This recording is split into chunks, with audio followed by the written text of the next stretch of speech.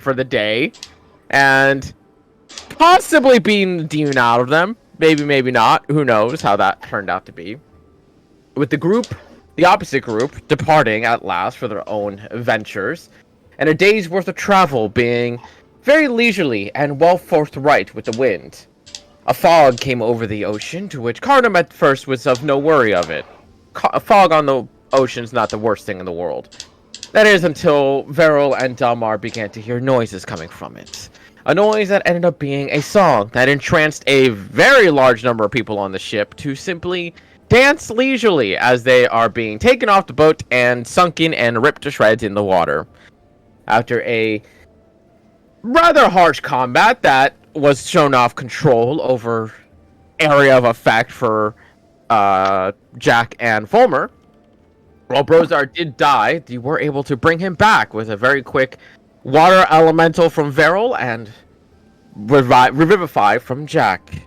But with the creatures now retreating, cutting their losses where they have, and returning back to the ocean from whence they came, as the rest of you just kind of catching your breath, relieved that what just happened is over, at least for the moment of time, as most of you are on the front of the deck with Brozar's body, just currently trying to gasp in breath, getting back whatever sense of life he has in him.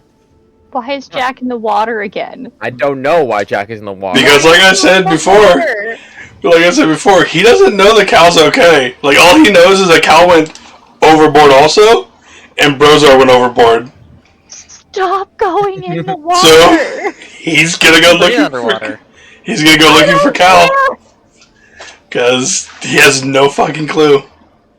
Go ahead and just give me a perception check real quick. My +0. 2! Jack, you're just swimming in that water, that decently dark water. Yeah, because I don't have dark vision either. Nope. He'll probably make a circuit around the ship at that point in time. And at some point, he would be able to see him at the back of the ship. That would just take a little bit of time, being too careful, too thorough, in a literal ocean of... The entire time Jack is swimming in the water, since comms are still up, Ashrin is like yelling at him to get his ass back on the fucking boat! We still have someone in the water! And there would be a moment of Carnum a little bit after, kind of goes like, "Get a roll call! Who's still here?" And you would hear Patch just kind of calls like, "I'm good! Cal saved me! Fucking missed the shot, though!" Sounds fine. I forgot he got slammed against the fucking... He's kind of fat, though. ship. Hey, Jack, Cal's fine. Get your ass out of the fucking water. Oh, there he is. You'd even hear Brozar kind of just like literally slam onto the deck of the ship with 2 fists. So like, breathing, barely. Anyone seen Crick? Probably still in the crow's nest. He's not answering. Do we need to check on him? I'll do that. As you see Pestler just grab his daggers, his boat just starts climbing all the way up just with the daggers. Even though there's a fucking ladder just like literally a foot off that he could just climb instead. Pest is at like 6 hit points. I'm worried he's gonna fall down and die. Okay, that would be hilarious though. And eventually you would hear the college goes like, "Ruffled up bastards just dancing up here like a fool. Give him a good smack for us." Okay. And you would hear just the very faint sound of a bird cry in some pain. He smacks Pest out of the fucking crow's nest. And Pest falls into it. Oh, that'd be the best end to Pest, too. No, it wouldn't. It'd be so funny. Not the boy. But as things begin to calm down, and the ship continues to drift through that piercing fog, as each of you kind of catch your breath and relax a little bit, everyone starts to kind of go to tend to their wounds as much as they possibly can. Brozar, in the meantime, is kind of just like a little bit more slower on the uptake. Yeah. And Jack, as you approach him, kind of just gives you a gesturing nod, just without a word. I'm just gonna look at him. You good?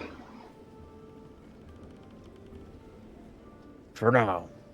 Kind of give him that like Respect. predator arm shake thing.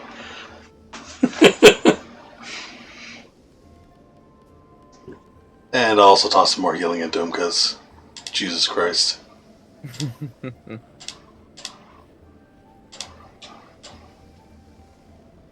But with that having gone down, you would see eventually as Abeline and Linnea kind of come up from the bottom of the ship in the amidst the fog, and I was like, well, that was pretty exciting. Any idea when this whole fog thing is gonna clear up or anything? Carr just kind of calls and goes like, if you can control weather, you're welcome to try. I mean, I can't. My sister probably can.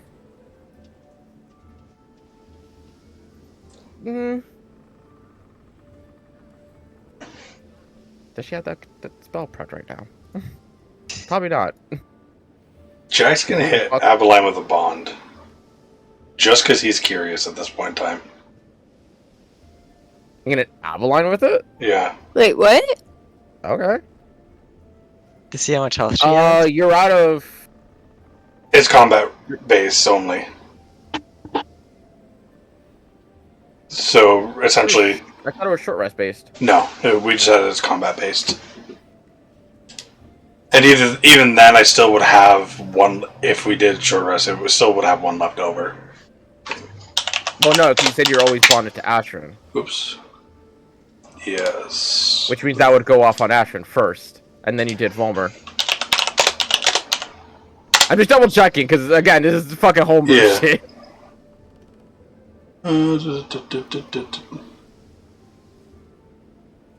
These temporary hit points. You may only gain these temporary hit points twice per combat, with no limitation on like how many times you can actually bond. So I can keep bonding people, but I only get the temporary hit points from people twice per combat. Other than that, bonds can just... Yeah. We might have to reword that a little bit, but okay.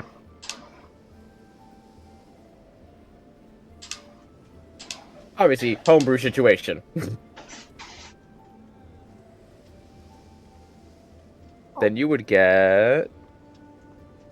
He's just worried that she's... That was temp HP.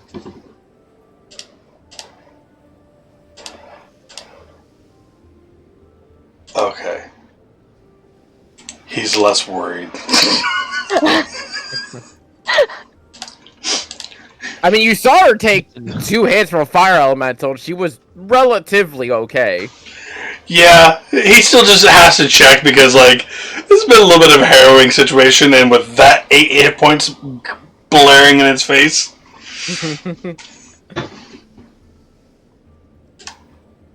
But you would hear Avalon kind of speak. It was like, I can't do that today. I wasn't expecting to control the winds. We'll do it tomorrow then.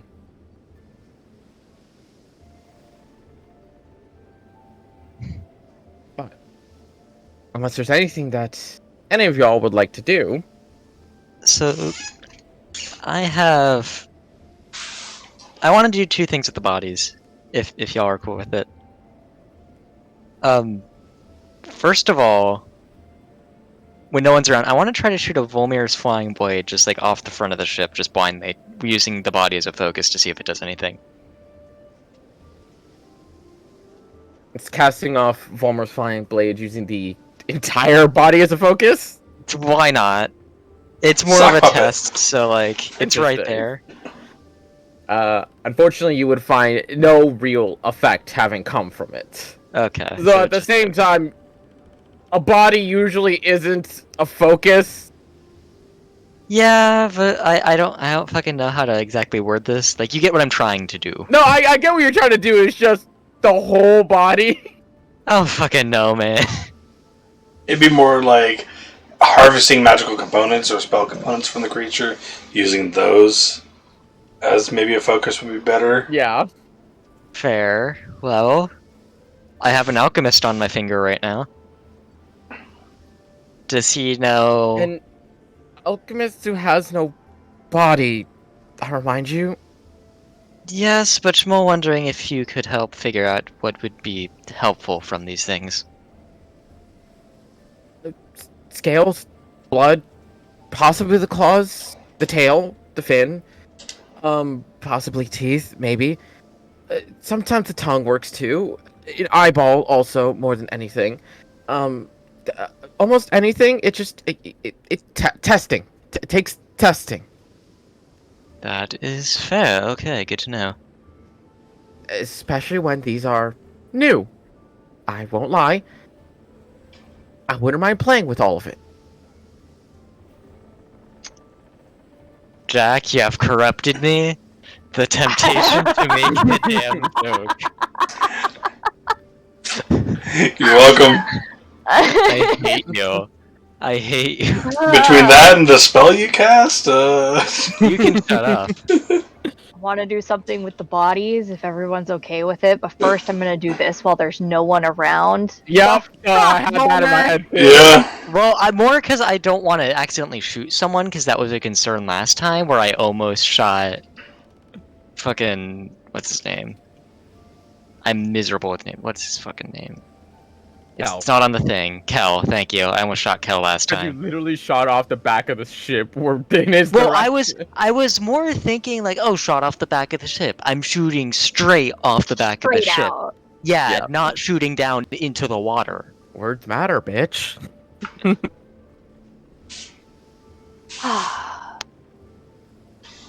Yeah, no. Did we notice Volmer over there trying to harvest shit off of these things? Nope, I don't he know- is off of your range of vision at the moment. Oh, I that's don't right. know. he's foggy. I don't know Yep. if I'm gonna start trying to harvest yet, but also You can. If I have Morris help guide me, can I get advantage on this? He has already explained he doesn't see in the way that y'all do. I don't know if Ashton ever brought this up actually, but he would be able to explain to you. It's like he doesn't really see. Yeah, he can't see. He can only Visions? hear the conversation. Yeah, Would he at least know general advice for harvesting monster parts? Because he's an Don't just alchemist. so- Stab. I'm an alchemist. I don't do the harvesting. That's fair, I guess. Crescent, do you know anything? Question mark. You're not magical, or you didn't use magical, I guess alchemy, but you were on the field a lot, so it might be something you picked up. I'm able to tell you the thicker piece of meat in which is dark and white.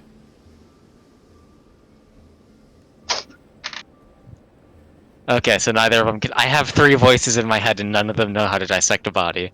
Nope. A thicker piece of meat. Yep. God Yep. damn it. Mhm. It's a darker You meat. all? I Yep. hate you all. I'm gonna try to do it with one of them. Actually, wait. Hey, Pest. I'm gonna like call out for That's Pest. just somewhere out off loud. on the ship. He's not actually there. He's off. Yeah, Like, I'm gonna like yell. I'm gonna yell like, "Hey, Pest, can you come to the front of the ship and help me with something real quick?" at the bow or stern. Crescent is bowest on the front. I'm Do you know? pretty sure it's the bow. Thank you. Bow. To the stern! You just hear him just call out. And there would be a moment where you do hear the skittering footfalls of pests just coming on up. Dalmar with an intimidation roll. Where the fuck is Dalmar? What is Dalmar doing? I'm intimidated. Did he just probably just fucking with us or something? He's intimidating us. Is he watching your stream? No, I have no one watching my stream as always. No. Not on mine. Okay. That's not true. I usually got like 1 or 2 person on there. But even so, I don't know where the fuck he's doing that from.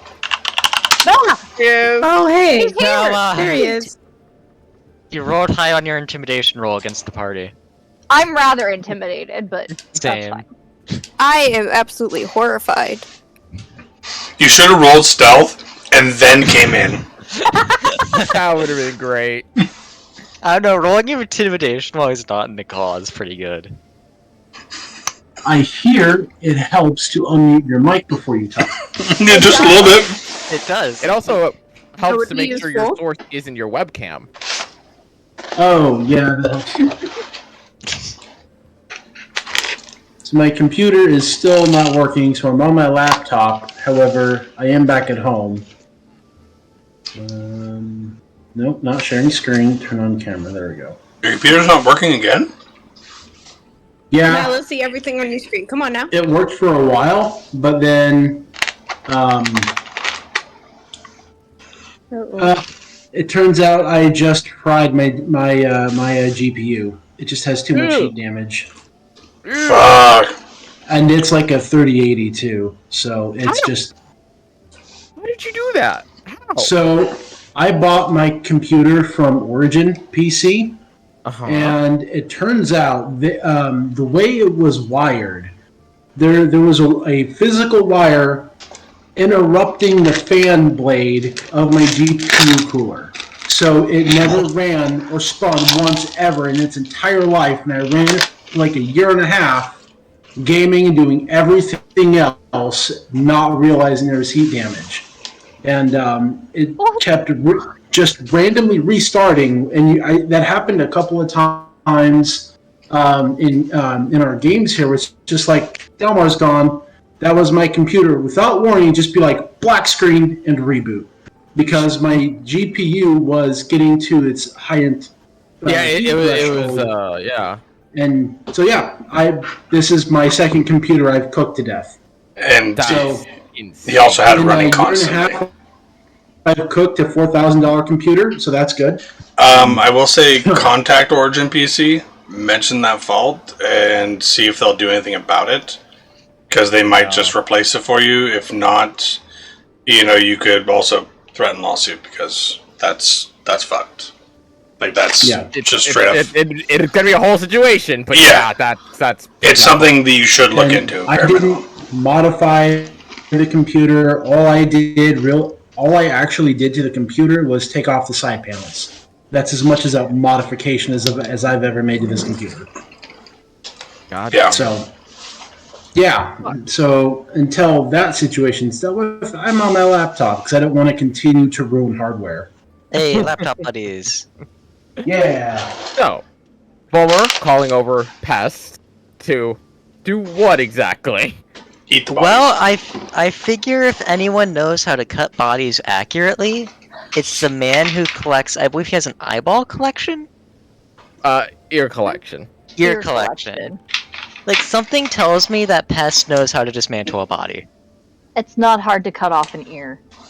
Yeah. Yeah, but also It's he's a easier fucking to gremlin. pull the joints apart. But anyway. I don't know. Something about the vibes he gives like fucking Serial killer vibes. And he comes Yeah. scuttling up to you, just looks, you just curious, goes like, what? What do you know about harvesting resources from a body? From a monster's body? It's fun. Hey, Wild Barrel appeared. While Vero has claimed the seat of DM, this cannot be left. Vero, quickly, cure your cancer! Cure your cancer! Do it! Make us all level up. Level 20, do it now. Shocker, I don't have a fucking layout for this, because Vero does not Because Vero show never the turns off their face. camera. Yeah. Alright, we're on the level 30. Let's go. Yeah, give us Wait, the level do you 20. have a layout for this? What? What? Yeah, from like You have a layout the of one-time Vero barrels. having their camera on and Bulmer not. Dude. Oh, that's cool. Eldar, what is that? It's a shiny thing. Playing cards. Shiny. Oh, Oh, God. those are fucking cool. Ooh, shiny. What's those fucking cost you? $8. $1.50. Really? That's Yeah. cool. I love how right. we're all like, ooh, shiny. You're the only one going. Certificate of authenticity comes with them.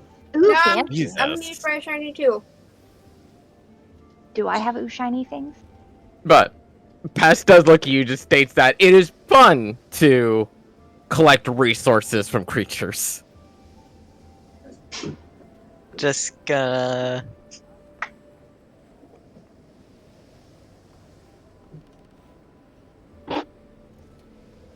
You die?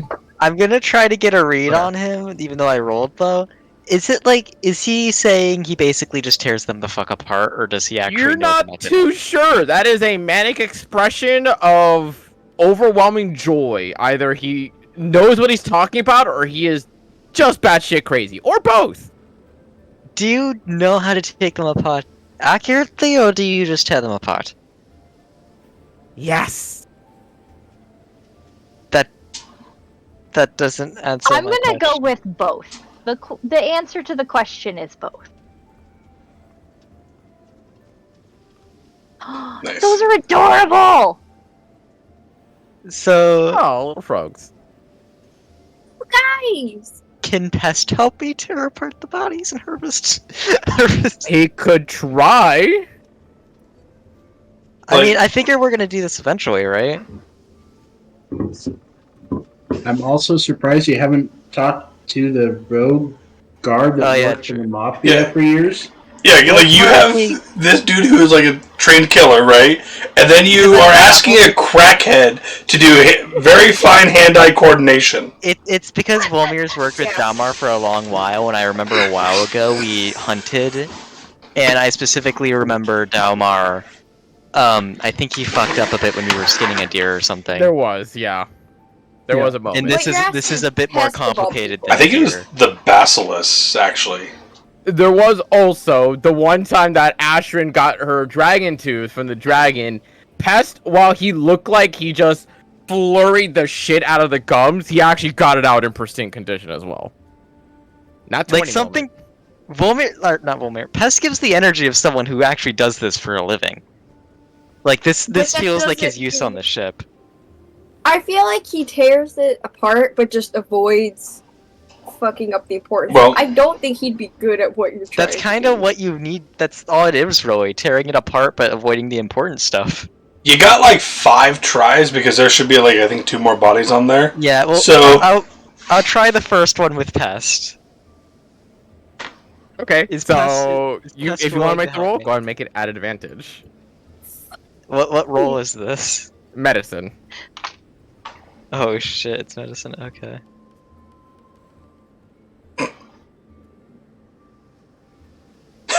That sounds about right. Awesome. Initially, you kind of are very hesitant on where exactly to cut, and with Pest Aid, which is not really aid, you just instantly go like, "That's where the elbow is." Just start sticking it in and cutting it apart. And while he is very expertly going for the joints in those kind of positions, he's not exactly caring about actually preserving anything in that instance, and you have to very difficultly have to keep him from outright butchering the body. And while he does separate pieces here and there, they aren't the cleanest of pieces, and depending on how you refine them, questionable on the results. Most of the scales are pretty fucked, though. Okay, yeah, we're not trying that again. That was terrible. That was fun. There's 2 more. Can I go? We're not doing that again yet, Pest.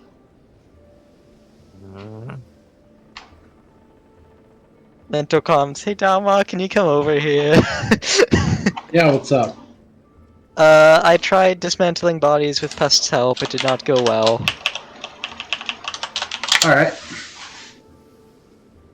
Who do Figured we you. got here that we're getting rid of? The not siren creatures. Yeah, the pseudo sirens. I'm Oh, gonna yeah, give. that makes sense, huh?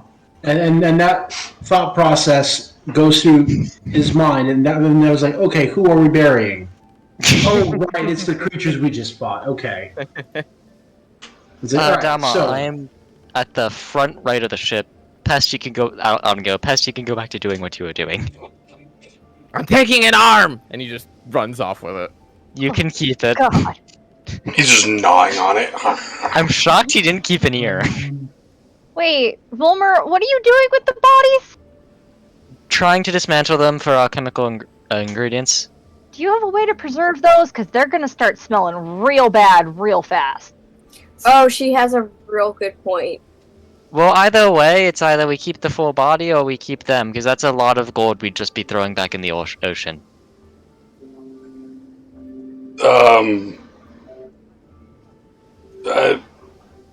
You're Also, gonna I'd- have to find a different room to sleep in. I don't want to smell your fishy ass Also, alchemical ingredients all night. I would be genuinely shocked if Carnum didn't have anything. Hey, Homer. Yes. How many days do we have to get to the frigid north? 2, as long as headwinds are good.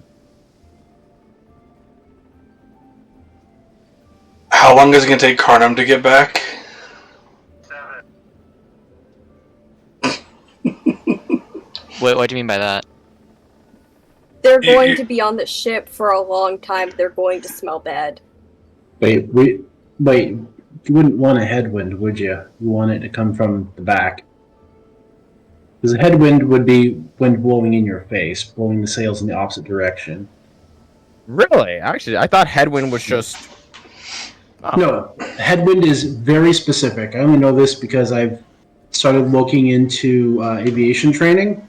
And the headwind is when the wind comes towards the cockpit and adds more drag to the aircraft. Huh. You would want a more you know. backwind where the wind blows the plane forward. Yeah, Giving get you a fucked! lot better fuel economy. Sorry, The more you know.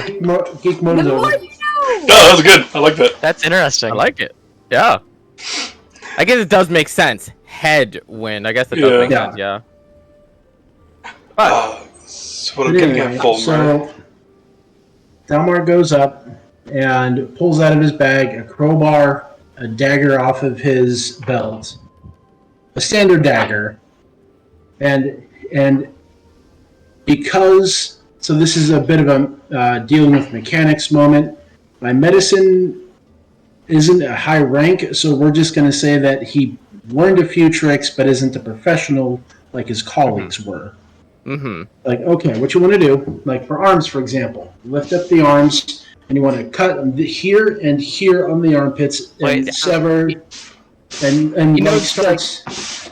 Yeah, he knows like the bare basics of like at least separating them cleanly, but he doesn't know how to Yeah. quote unquote properly surgically remove a lot of these pieces. Yeah, so you sever the tendons here and under here, then you pull a little bit, and I'm not the professional, my colleagues used to be, so we're going to put a crowbar in and pop the joint out, and then sever the rest of the tendons, and it should be a clean cut.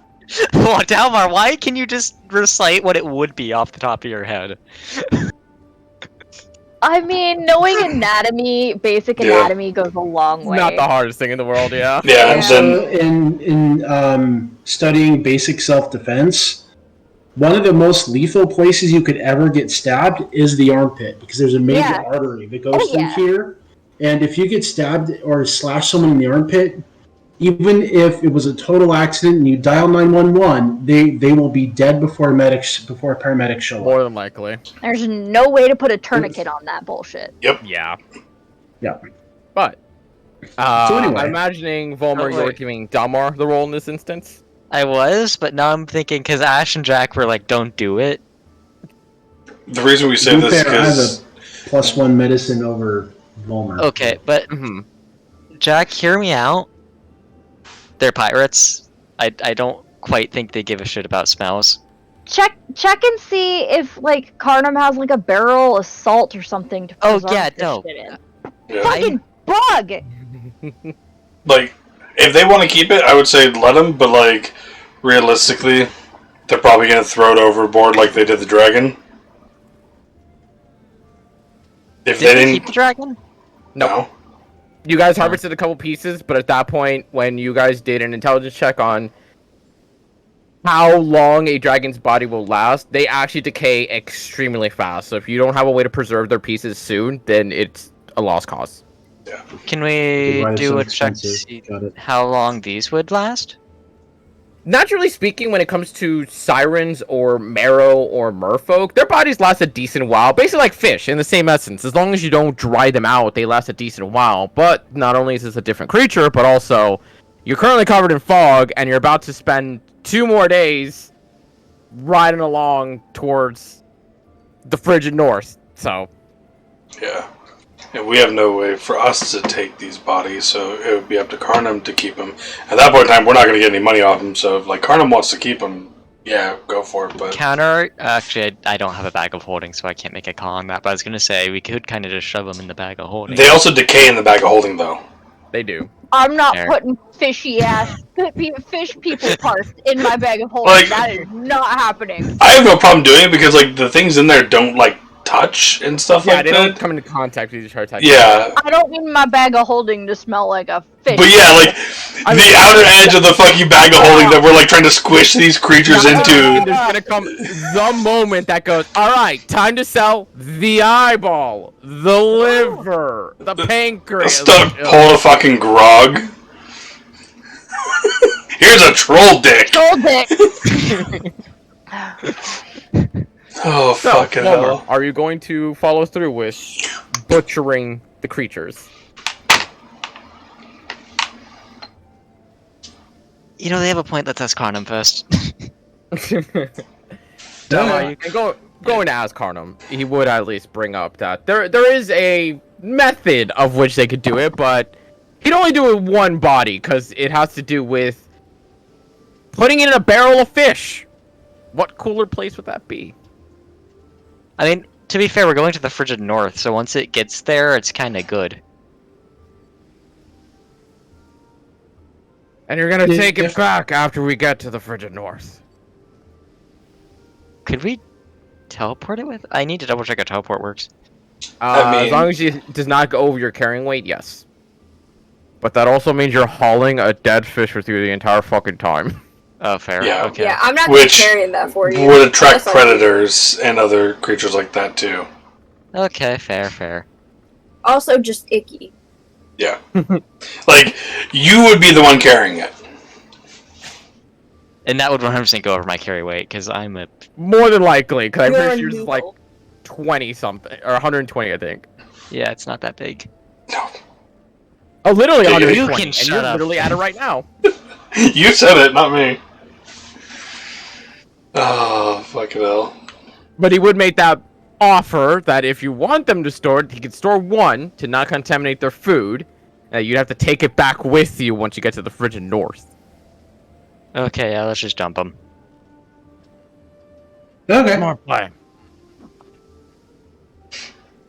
After getting rid of the bodies and being done with the day, you do still have some separated body pieces if you want to keep them, or you can just chuck them back in the water for chum. I'll just chuck them back, because something tells me they aren't the highest quality. Before we throw the last one in, I would look to Carnum and be like, Carnum, should we tie one to the front of the ship as a message? Not if they play their song again. Not like some people can stand it. He kind of gives like a side eye to anybody he can see in the fog. Did we ever get Crick out of the crow's nest? Stop dancing? Pested. Okay. As the day goes on by, unless anybody else has anything else they would like to do, After this go ahead fucking and take day. yourselves a long rest. Yay. Continue celestial lessons? Fucking god. Can. Absolutely. Yeah. Intelligence check for anyone who participates. Oh, I rolled good. Okay. Hey, there you go. Jack's a smart boy again. Legitimately, yeah, no. So, it very much is that moment of Jack may not retain the intelligence, but there's still like that mentality of like, I still understand big words. Big words mean nice things. While Dalmar and Asher are just like, hey, bring this back to Fen level or something, because that's a lot of long words. Level. Fenn's not that dumb. Offended. She's not. Or she's not. Fen's at Fen 14. did? Ah, Oh. Oh no. Oh, the Oh, straight no. face. You're welcome. God damn it. But, come the next day, the fog would clear by morning's come. But, Dalmar or Ashrin? Who's got the D20? Who wants to die? I will roll it if we want to die. I go will for act. it. 100% you. Okay. 100% you. Yo, round 2, let's do this. Yeah! Roll me a D20 real quick. Or a D100, sorry, D100. Oh, before I forget, I am assigning the psychic coding thing, and I'm doing another 5d4. Okay. What was our roll for that? That seems really similar to last week's roll. It was nat 1 last week, though. It wasn't that one. Okay. Yeah, close. It was like nat 1 and Slightly different 56. Okay. Oh god. The day goes by rather peacefully, rather quiet for a good long while. There would come a moment, though. Anyone on the top of the deck of the ship will be able to start hearing this faint sound in the distance. Like a cry of help, a cry of aid from something. You don't know exactly what direction or where it's coming, or from who it's coming from, but you can just hear just this very quiet, just, hello? Anyone? Oh, is this another trap? Hold on. Can I insight? Yeah. Yeah. Yes. Insight the disembodied voice. We're all traumatized. Yep. Wow. Astra and Volmer on point. Everyone so on fucking edge right now that hearing in on this, there is a very distinct tone to it where it is definitely asking for help, but Dalmar, Ashen, and Volmer having that just, I don't want to get into more fucking shit with this crap. There's this sense of like, that's really good acting, but that's still acting. This is like the if you hear something in the woods, no you don't. Yeah, kind of thing, yeah. It's like the skinwalkers making, sounds Shut like up! We're not talking about it! It freaks It's me a- out! Full So- cyber time. Okay. So we ignore that. Fuck. All right. Well, comms up. I'm dropping 1 hour. So I'm dropping 2 points into this to get 4, 8, 12 people, as much of our crew and Carnum's crew, because the other crew already left. And all on comms as possible. Which I think I- except Crick, because I don't think I can realistically get within 100 feet of him. But yeah, you also need eyesight on him too, and he's kind of covered by sea foam because that's a lot of sea foam. yeah, so everyone but Crick on this boat, as much as possible, is all on mental comms. Okay, so 1 hour. Crick or Cal? Oh, sorry, Cal. Sorry, Cal.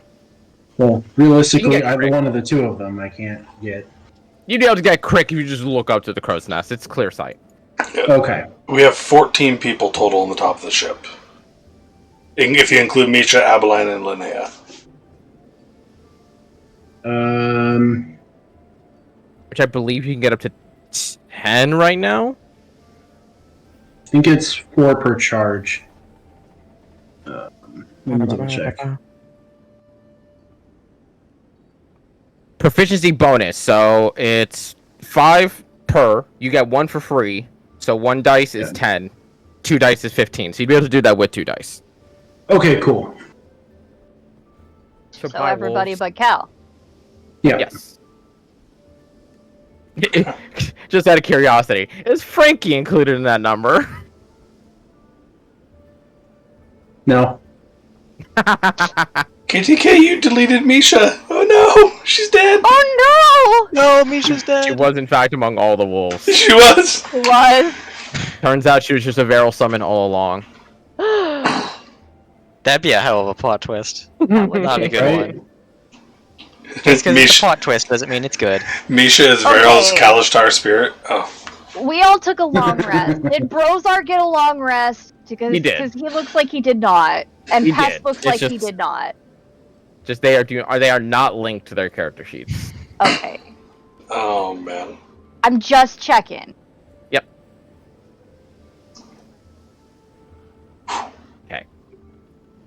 But as the 3 of you are able to suss out that while it is impressive acting, it is still acting.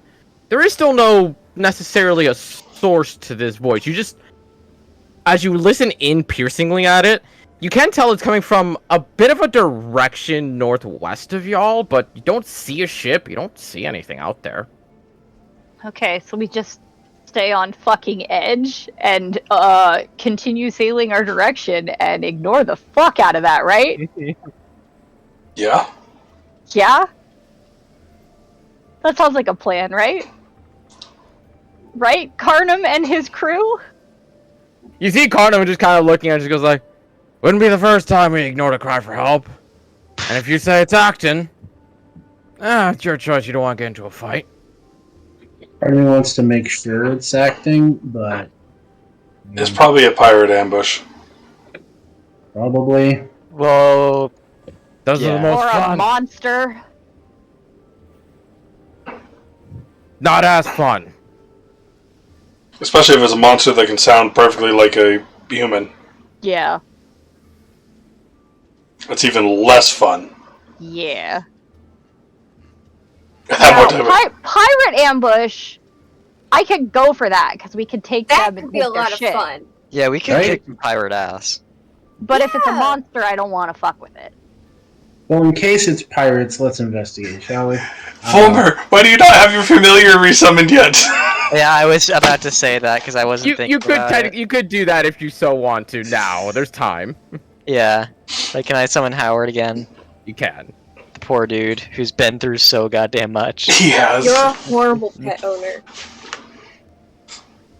He's not quite a Yours pet, but aren't you know. pets, they're tools. It's fine. That's Don't say that! Jack would be so fucking offended because Lily was his Jesus. fucking buddy. I'm not saying that in character. That was his little wingman, man. I never even I think I only used the whole emotion thing once too with Yeah, y'all. you really only did. I love that ability. But as you all begin to kind of adjust the course just slightly, everyone go and give me perception checks as you are looking for what this thing is. I can't see over Jackie's in my fucking way.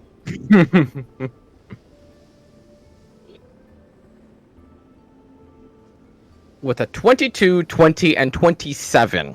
Alongside the 8 of Carnum's crew as well, keep constant on the lookout to see what exactly it is you are looking for. Following that voice, the cries of help and whatnot. Eventually, you do start hearing it louder and louder as you drift in that direction, but you never once see a ship along the way. It isn't until about 30 or so minutes of hearing that just growing louder and louder, and Dalmar just cuddled up against the ropes at the deck of the ship and just kind of peeking out alligator style, that Dalmar would be the first one to spot where the noise is coming from. In the faintest of possible visions, you just see a little box just floating in the ocean. As it gets closer and closer, with 27, you can easily tell that is not big enough for a person. Not even a halfling. I am relaying this over comms. This might... I only see literally a box. It's either an illusion or, legit. Since Carnum is in the crew, does Cal see anything down there? Whoever's able to communicate with him?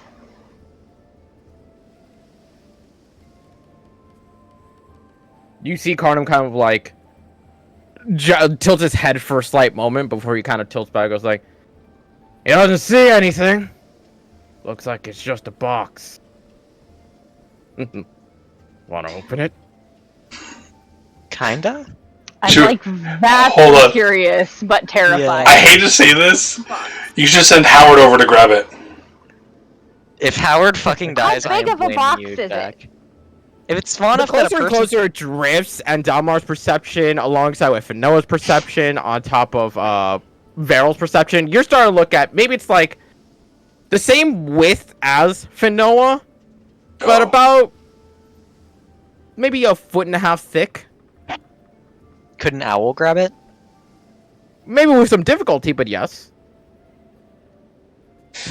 Jack, if Howard dies again, this is gonna be on you. He probably will. I'm God, going to if be there is 100% a honest. weapon in that box that is talking, I'm throwing it back in the goddamn ocean. Oh, I'm taking it. What? No. Friend?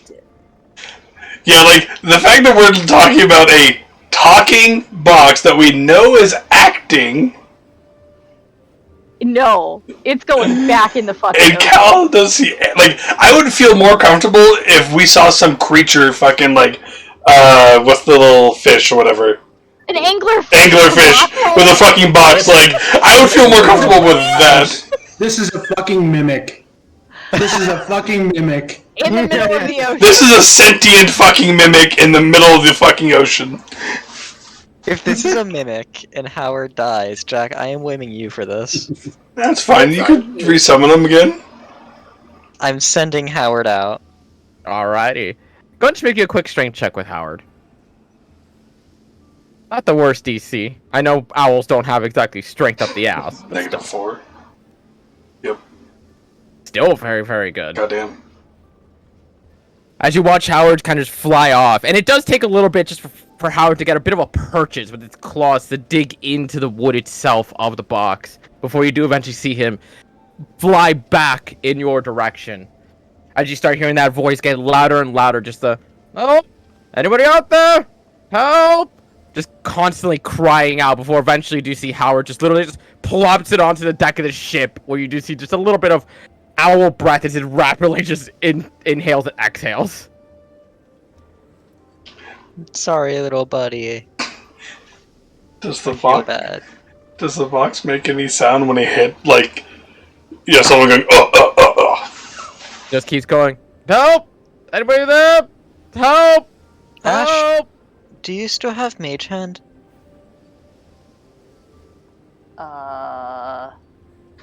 Yeah.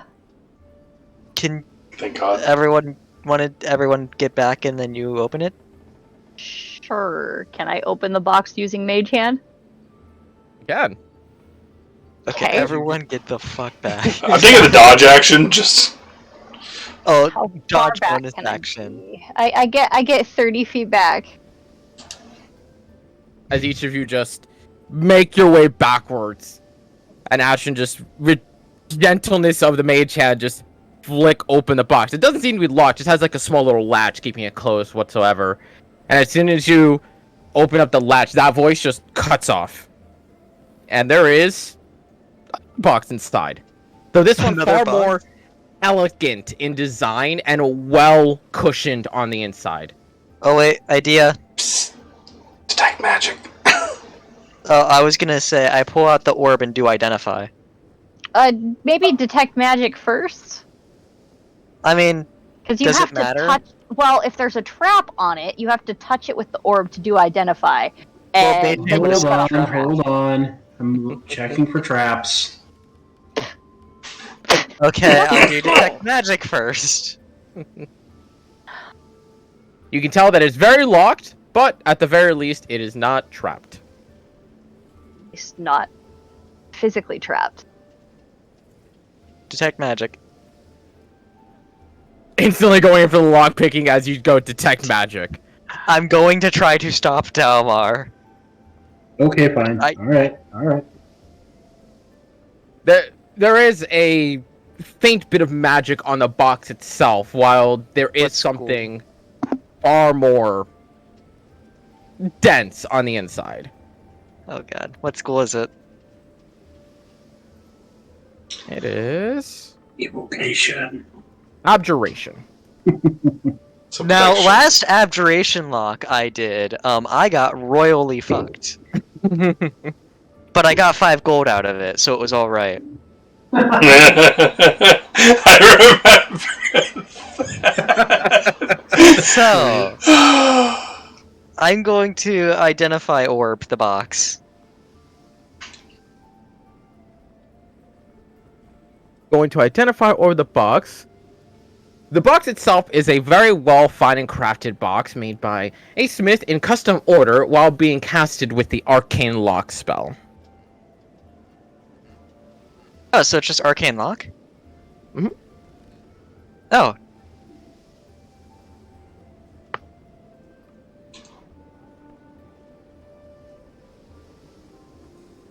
Arcane Lock is 2nd level. That instantly just dispels the magic off of it. Question real fast. Mhm.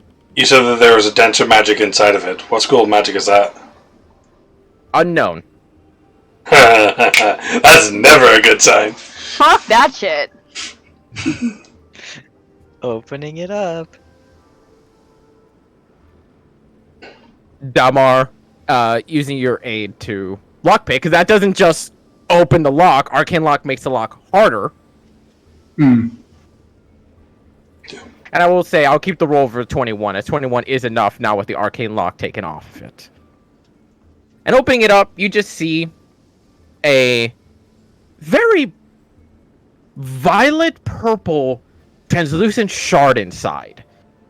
A gem that seems rough and uncut, very... It seems like it was naturally formed, picked up, and simply put away. Detect magic is still up, right? Mhm. Does it have a school? Does not. Identify orb? Is everyone cool with that? Oh yeah. Might as well. I guess. I don't trust this thing. I'm gonna, just in case, I'm gonna make sure I'm 10 feet. Like, have Dalmar and fucking Volmar within 10 feet of me. And doing the dodge action.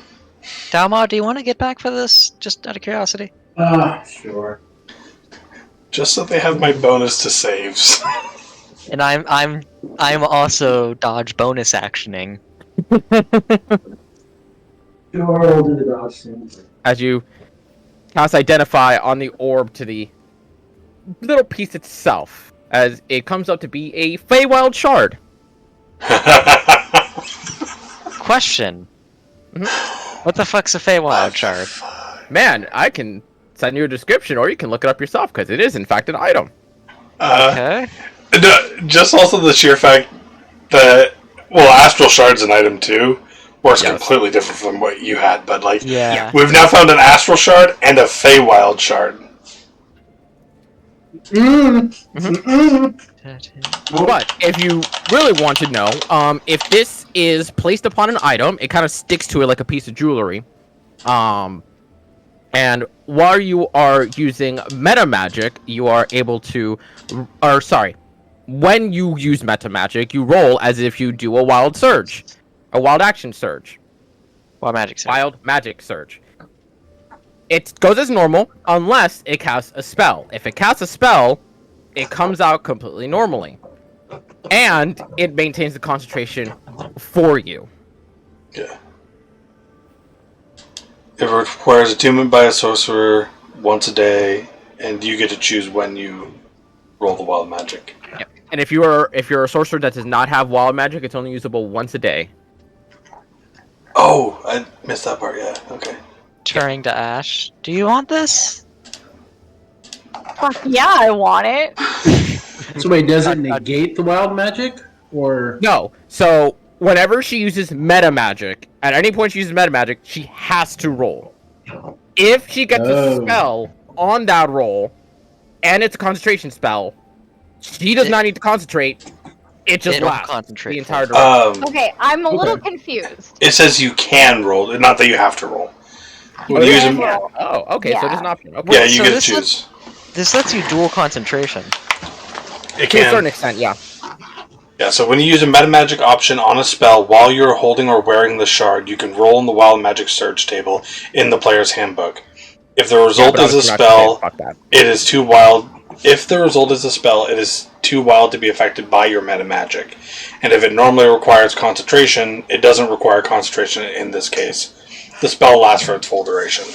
Basically, So it gives it me will- extra spells if I want to.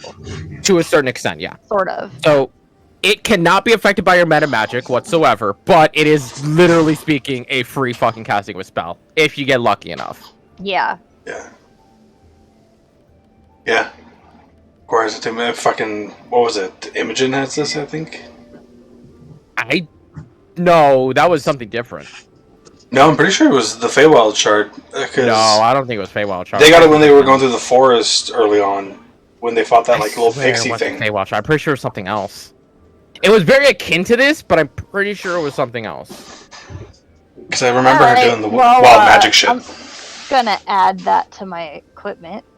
Well, the box looks like it'd sell for a decent bit at least. Probably. Yep. Put that in Yeah, so- inventory as a well-made box. Question, if I close it, does it reseal? No, arcane lock is gone. Okay, making sure. Are you putting that in your inventory, Volmer, or do you want me to drop it in the bag of holding? Oh, you can drop it in the bag of holding, that works. Yeah. It is a Feywild shard that Imogen has. Or found the Feywild shard in the mouth of the giant rabbit. I thought it was like a homebrew item, but then Jack started laughing, and I was like, oh. Yeah. Nope, it's a thing.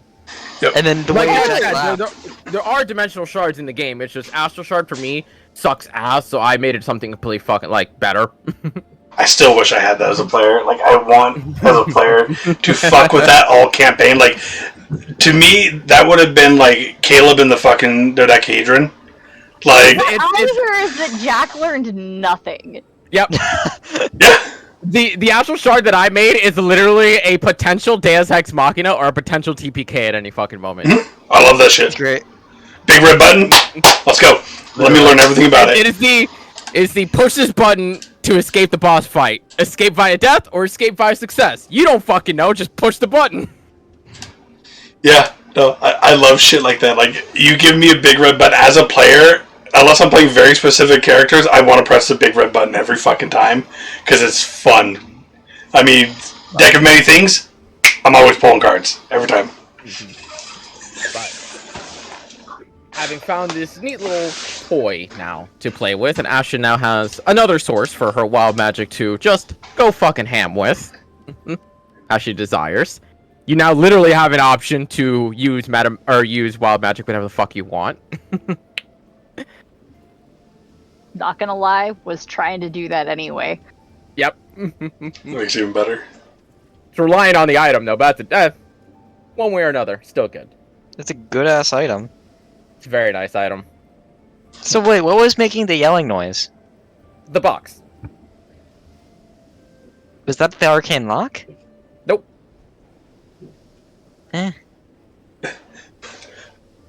Vollmer, you'd be able to surmise it was basically Magic Mouse. I was just about to say,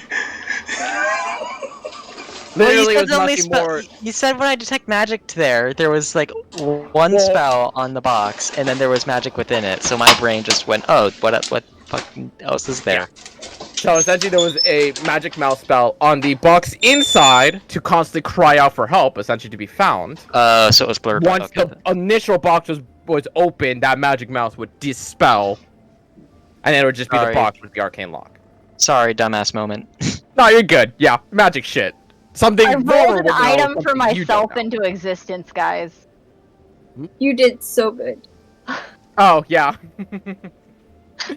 But You know, it's weird how well That- that turned out. We were all Yeah, terrified. that's great.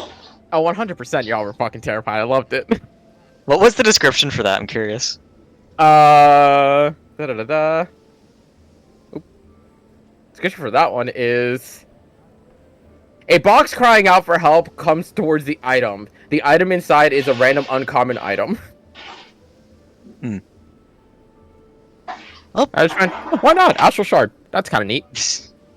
Fits thematically, as Jack pointed out. Y'all have got a Astral Shard and now a Feywild Shard. Well, more celestial lessons time? You can if you so want to for the rest of the day. Sure. Unless, Jack, you want to talk... Do we want to talk to... What's her name? Is Jack here? yeah, I'm back. We should, go have a conversation Yeah. with those two.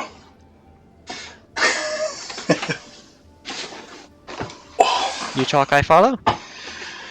Oh, sure. Jack's gonna go ahead and find Linnea and Aveline. Volmir's going with him. And you would see them kind of just hanging out together with Abeline kind of just sitting there relaxing along the deck while Linnea is currently playing away on a pan flute that seems very homemade, well crafted, and natural. Jack's just gonna kind of pop up next to him, sit down. So, let's have a talk real quick. What's your guys' story? No bullshit, no nothing. Why do you need this adventure? Well, that depends on exactly what you're asking about. If you're asking about our needs, we want an adventure. If you're asking about the gods' needs, they probably don't care. Jack's just gonna give this heavy sigh, like, stop with that. With the half speech, the double speech. Let's have an honest conversation here. Zone of truth. I'm trying not to. Make a persuasion check real quick. 20. Well, Linnea herself doesn't seem to bend or fold. She keeps her smug grin the entire time. You would see Abeline kind of not exactly relaxed, but there's almost like this sense of lacking desire to maintain the form. We wanted to look into some things. Stories, childhood dreams. Explain it to us, because I'm going to be honest with you, too. I like both of you. I don't want to see you hurt. And right now I'm worried that I that's recommend gonna you at least feed me first before you try this kind of move. No, that'd be Finoa more. I wouldn't mind that either. Overcomes. Hey, Finoa, you got a date later, probably. She wants to eat out for dinner. I could do that. It's so good. Alright, I let her know you say that. Okay. But anyways. Let's say that to Linnea. I let Finoa know. Yeah, okay. Anyways. But for real, though. There's like full face palmed, like right behind Jack, leaning on. Hey, gotta hook him up. Whatever. What stories? Like, what are you trying to come out here for? You would see Linnea herself kind of just sigh, kind of like, oh, well, since we started, rumor has it our people came from the Frigid North. Before it was called the Frigid North. Tales of luscious green lands before the Age of Chaos took the world itself, drifted upon that place of continent, and just, well, froze it over like an ice cap. And we're curious. Want to see what our old home used to be like. If you could even say that. Hell, even before the Age of Chaos happened, rumor has it was actually a very luscious forest of some kind? Almost like a jungle, you could say. Until, chaos happened. Rid the land of almost anything and everything living, left it a smoldering wasteland before it developed into a plains, and then just off to the north.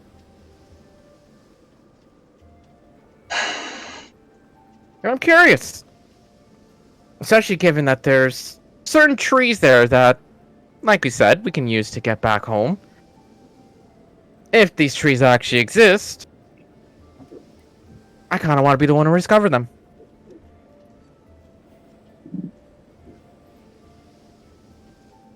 Okay.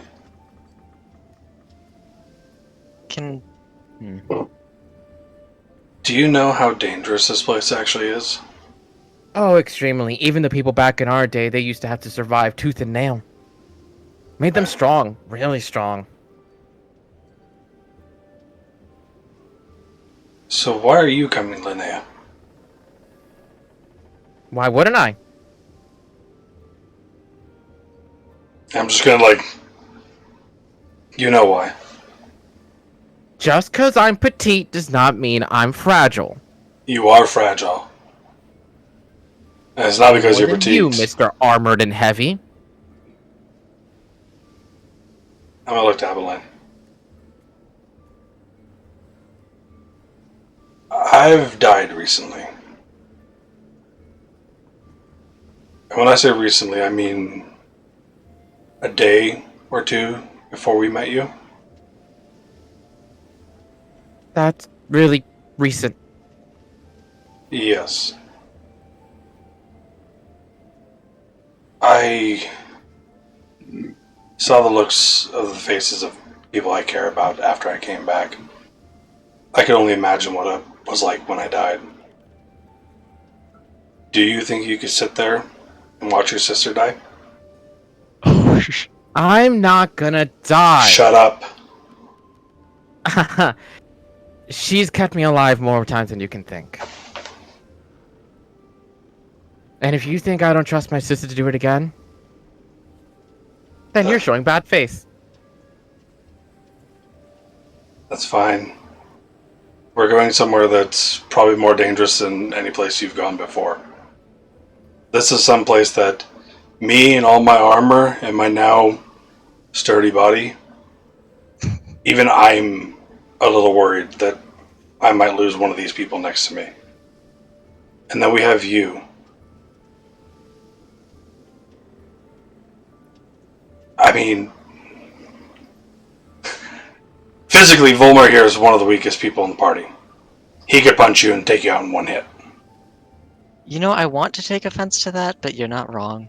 I'm not trying to be an asshole, but, you know. So I'm gonna take offense to that, because have you seen those arms?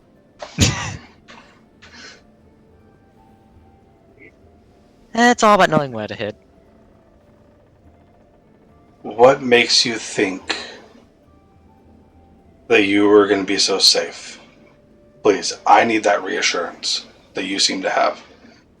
Because unless I have that reassurance, you are not leaving this ship.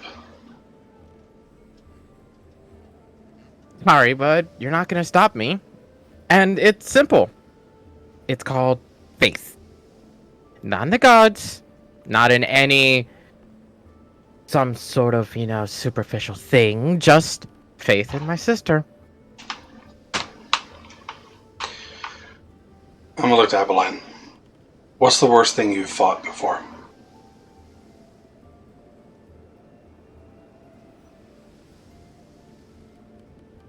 With your sister. Well, actually, I don't do any fighting. Okay, who does? Does she? No, neither of us fight. Do you realize that we're going to a place where you literally have to fight to survive? Or you can run away. No. There's You no are not running away. outrunning these things. Oh, you underestimate the power of a druid. I don't. We have one with us. Well then, have faith. You realize you can't fly your way out of this island. It's too far We're away. gonna fly out of there. If you don't find We're a gonna tree, find the trees, and we're gonna get home safely. if you don't find a tree, you're stranded. Didn't you say you're basing this off a rumor for even if those trees exist? What rumor exists without basis in truth? Same thing with legends, same thing with myths. Every single one of them exists somehow. And it's just a matter of finding it.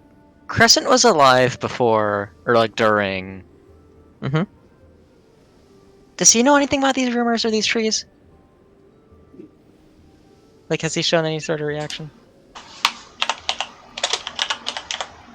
I've heard many tales of lands scorched by fire. Many of them lost. I don't recall a continent flowing away, though. That perhaps was after my death. Hmm. And you would actually kind of hear a pause in that comment. I was like, my death.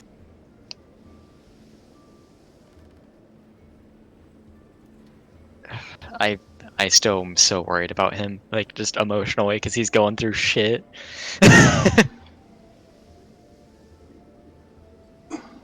So, Over mental comms, I'm gonna say to Jack. well, hold on. They're all in with our mental comms. They are all in mental Yeah, comms. yeah, I'm gonna be vague about that. I'm being vague. The rumors that she's bringing up, my expert on that period of history has said that he hasn't heard of them before. Yeah. Well, of course they have. She just No, says no, I'm- out loud. Oh shit! I forgot she's in call. I- Never mind. that's what I was Yeah, just I saying. thought you were talking about the crew. No. I'm No, stupid. everyone is Everyone. in call for an Never hour. mind. Yeah. Never mind. I'm saying that out loud, I guess. So. Okay. Yes, rumors. There might have been some factual aspect to them at one point, but we're talking about trees here, and you're talking about a frigid ice landscape where trees don't grow. So they might have been there at one point, but the dragon that converted that landscape to what it is now wouldn't have left any of it alive, most likely. That's where you're wrong. Because even if a dragon wanted to take down these trees, they couldn't. Their stories are meant to be true. And if stories are not true, I can tell you from experience, most stories you read aren't nearly what you thought they were. Well, you don't know about these trees that are said to be stronger than iron and needing forges beyond even the dwarves to actually craft out of them. And you would see Abeline kind of giving her a side eye, kind of like, you're spilling a lot. Hold on. Either of us heard anything. that's what like I was just thinking.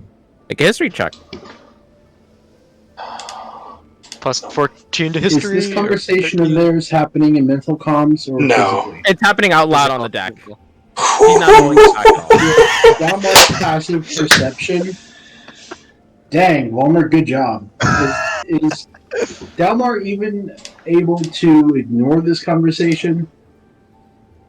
I would say if he's on top of the deck, probably not. Okay, I speak Dwarven. In my time with the dwarves, have I heard of any tales of such things? I'm from a dwarven nation. You are from a dwarven nation, yeah. Which makes sense for this, very much so.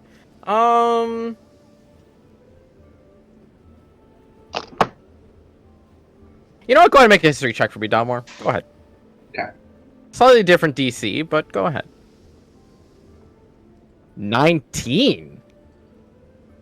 In terms of your knowledge, Dalmar, and Jack, unfortunately, tickle the mind. That Yep. knowledge is gone, sadly.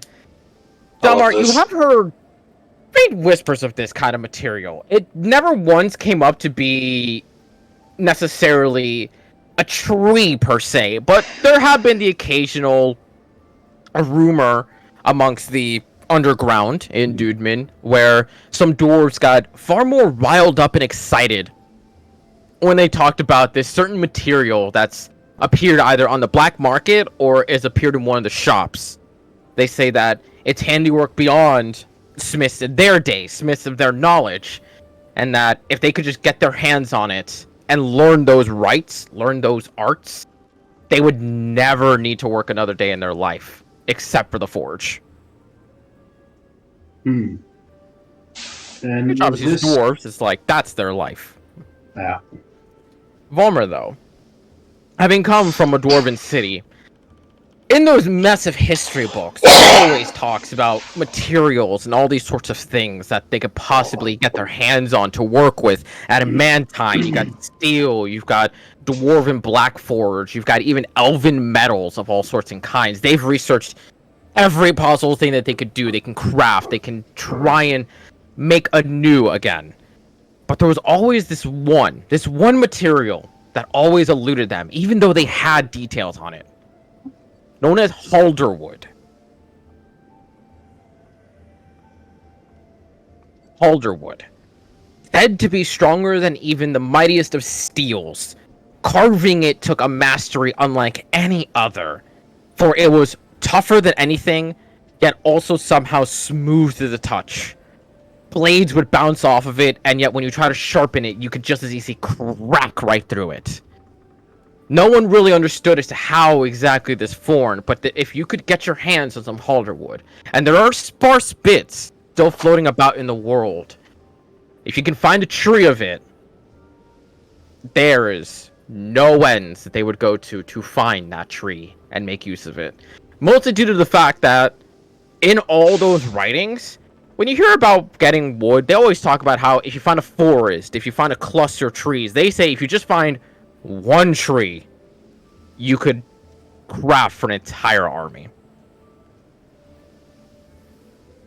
Out loud, Wilmer's gonna like say quietly, "You're after Halderwood, aren't you?" And you would see the both of them kind of look at you, and Sean goes, "You know it. Where did you?" Born and raised in Keeley, research weapons for a living. Is that the stuff that people on the black market got excited for? Being just off of that, Vero, you would be able to hear that, yeah. Don't remember anything, Meryl. You'll pass out and be possessed by a Vero, demon you again. you will Stay die. away from it. You will die. Okay, would they know anything about it? Because nature no. stuff. And you would see the both of them kind of just look at you like in shock. Was like, more. The dwarves know about this. Of course, the dwarves know about this. They're jealous. Of course, they know about this. Not just the dwarves in Keeley. Now, let's say by some miracle that Halderwood still exists there. I'm not saying it doesn't. And let's say, what are you trying to do with it? Are you trying to bring a sapling back? Or are you just trying to see the trees? What's your plan? You see them both kind of look at each other for a moment.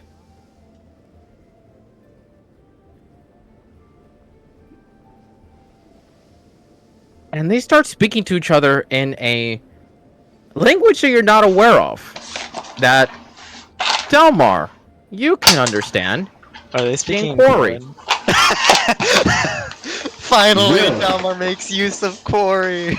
And you hear them say, "Is like, should we tell them?" It's like, I don't know if they should know this. Like, but if they know about Halderwood, the others might know about Halderwood. They might know about the past. And it's like, they don't know. The dwarves never knew.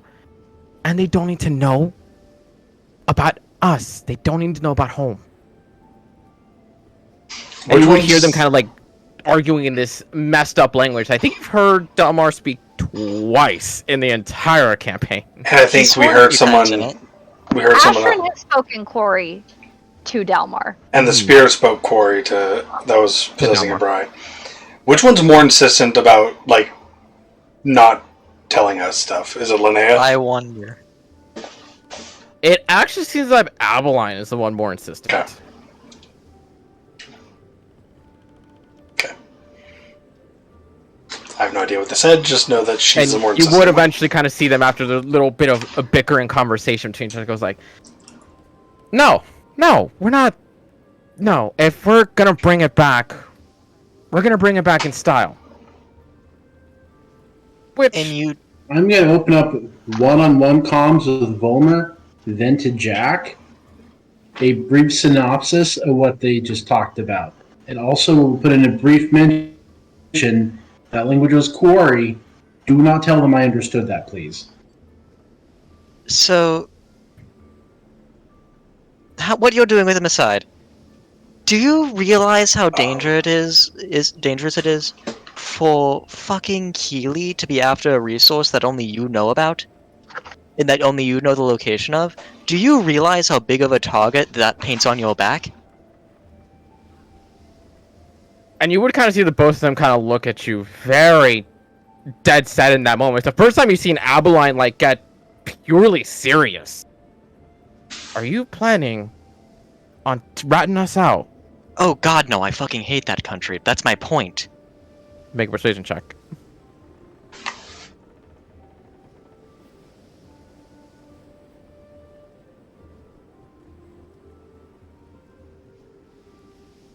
If I bring up the fact that, Quarry. you know, I'm not gonna. You do see that like they are still just like dead set on you. Like they clearly have a massive degree of distrust that you would bring up such a situation. I'm just My gonna mindset. snap in front of them so they break contact with Volmer. He's not lying. He doesn't like that country. None of us do. And as I said You don't before, even like someplace to leak information. Yeah. Fugitives. Trying to cover your expecting- asses. Expecting someone whose father leads the revolution of that country, is a major role of the revolution of that country, to rat you out is very, very foolish. Maybe you're looking to help your dad after the war is over. What the point of the? We're trying to stop warfare in Keeley by fucking getting rid of the warmongering king. Why would we then say, "Oh yeah, let's go make more weapons"? That's a great idea. Like I don't know, Volmir's you- very clearly upset by this. I don't know. The elves craft their weapons every damn time. Sharper than anything I've ever seen.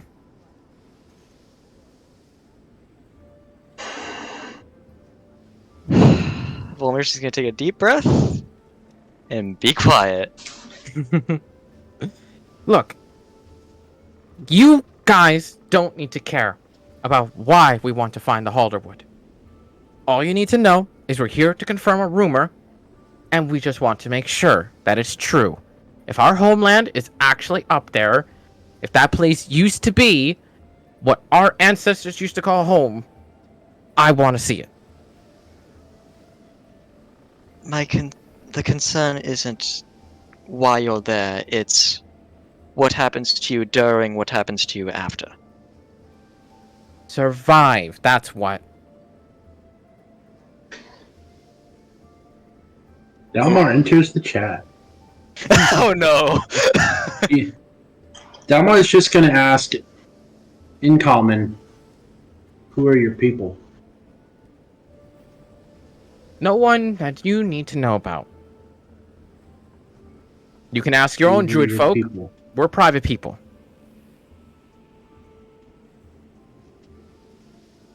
Who are your people?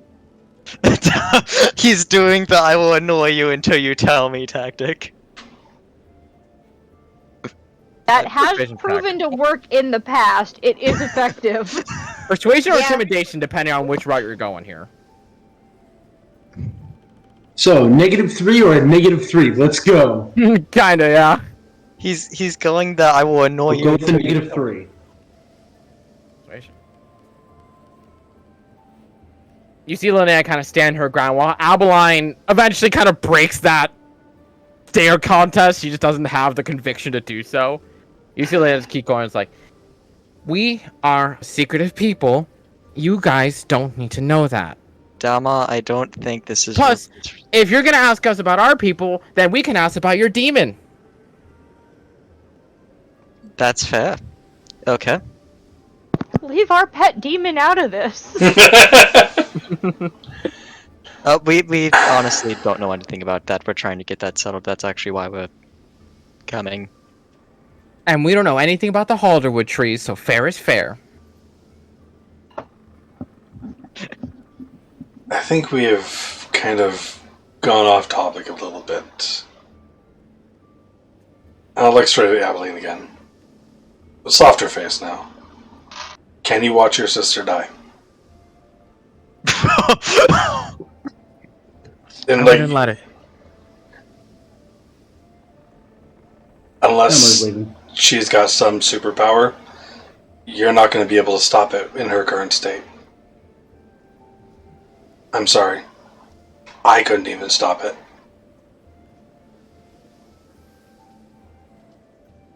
Can you watch your sister die? I mean, she claims her tongue is a superpower, but I don't believe it. We'll have to ask Fanoa later. Yeah, it's not sick. That's what I was thinking. You Jack said what I was thinking. sex joke. Okay. But you would feel that kind of person goes, look, just because you don't trust in the bond of a sister doesn't mean you have to force your fears on us. It's not that I don't trust in the bond of family. Family is extremely important to me. I just know how this world is. And if you say you don't fight, you just run, we're going to a place where you can't run. So again, I ask you, Abilene, can you watch your sister die? No, because it won't happen.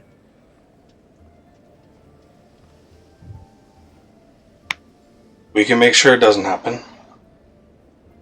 You go back with Carnum. You train your sister.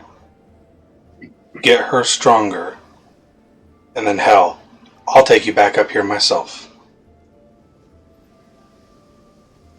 And if you want a place to research this Alderwood or whatever the hell it is, I know somewhere where you can go, which would be an adventure all on its own. You might get more information about where this tree might actually be.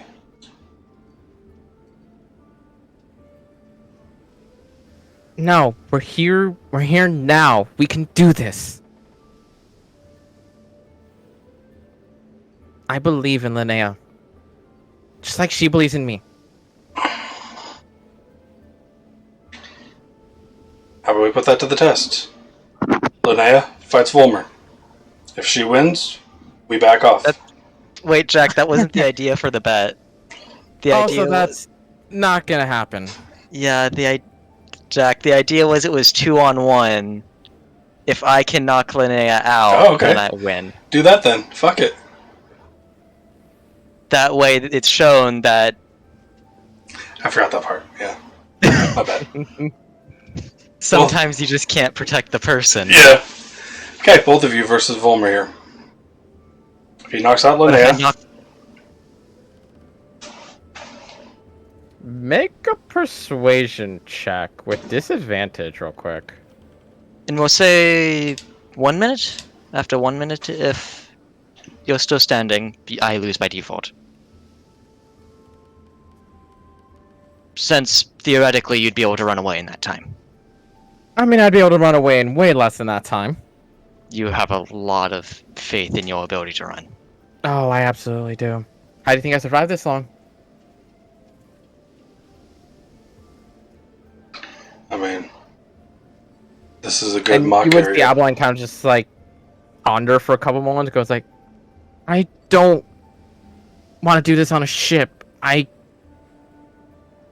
bad at not breaking things. I mean, this is a good example for that because you're not going to be able to go full power everywhere on that island. Because sometimes... Yes, I will be. Not if you going That's full power our is going old to destroy home. the area I around you. can. Okay, what about this? If we find a place to stop, when we first get there we can do this. And if you win, and Volmer is going to pull Crescent off of his back, I'll tell you about this. Yeah, what about that? Just a fancy sword. You think we haven't seen our fair share of fancy swords along our travels? You remember that shady group that we had our conversation with, that we said the information, although interesting, was very dangerous for you to know? That you totally didn't have an orgy with?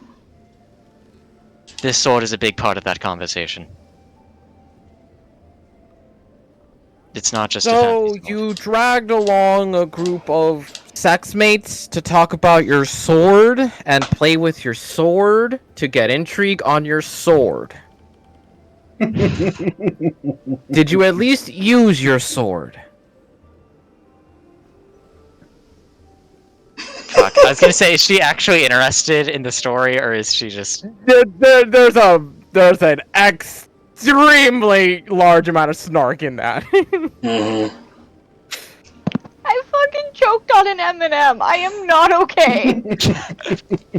See, this is why I love them. Can I That's try why. to subtly hint to Dalmar for one-on-one comms? Meanwhile, Dalmar, what are you trying to reach out to your spirit for? Learn more about my people.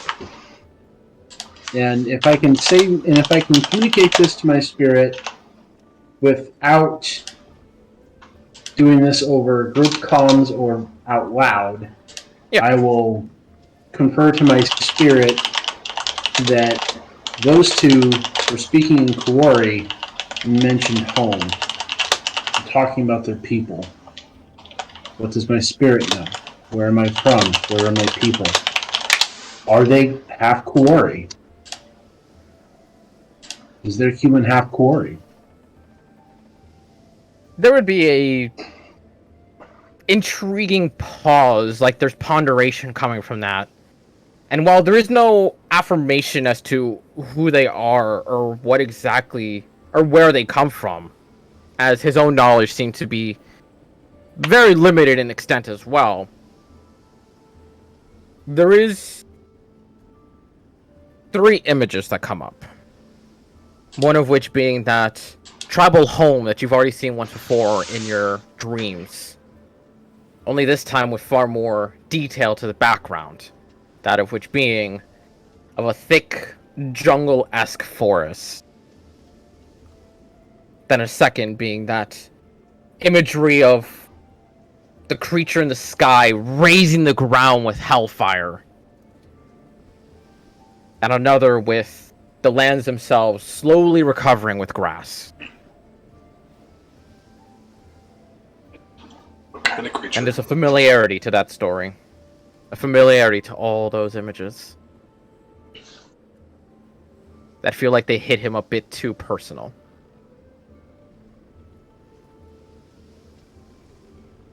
What creature?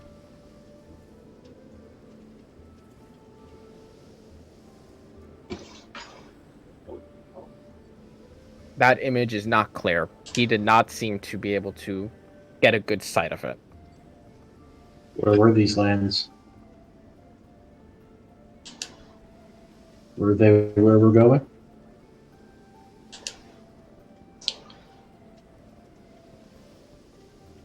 Homer, check roll That is the 20. extent of his knowledge. He is not sure.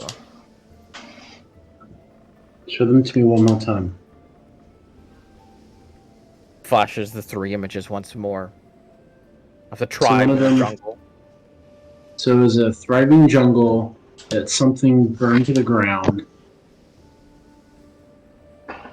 And what was the full sequence again? Tribe in a jungle-like forest. Burnt to cinders. And then the land recovering with being just grasslands. You were there, weren't you?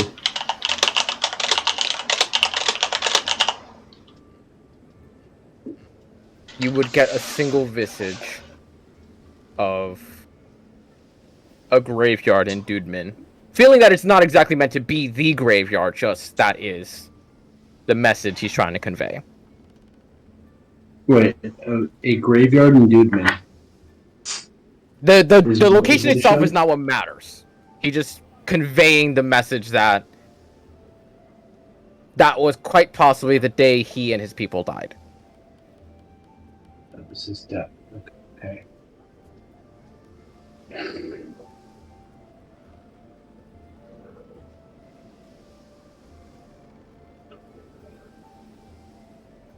Do you just shared with me that was your death. I'm gonna ask you the dumb question anyway. Do you know what happened to survivors, or if there were any? Were people scattered? There'd be the briefest flash, like a gif in length of visage of him just looking down, which you would imagine to be him, looking down at a child that he has in his hand, and about maybe half a dozen others beside him, just walking off into the sunset.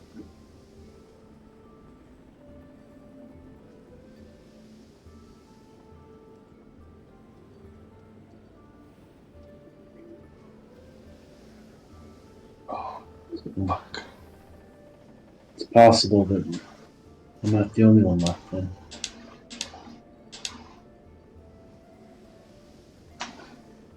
There's a gentle sense of relief in that instance. And in that sensation of relief, you would get that perk up from Volmer trying to talk through the mental comms. So open up one-on-one comms with him. I thank my spirit for what it did, and then I'll one-on-one comms with Walmer. I feel bad for this now because he's basically asking to play a game of telephone with Jack. Because he was gonna ask, hey, can you tell Jack if I should, or ask Jack if I should tell them about the Spirit and Crescent and like, the I'm fact- going to open up. I'm going to use another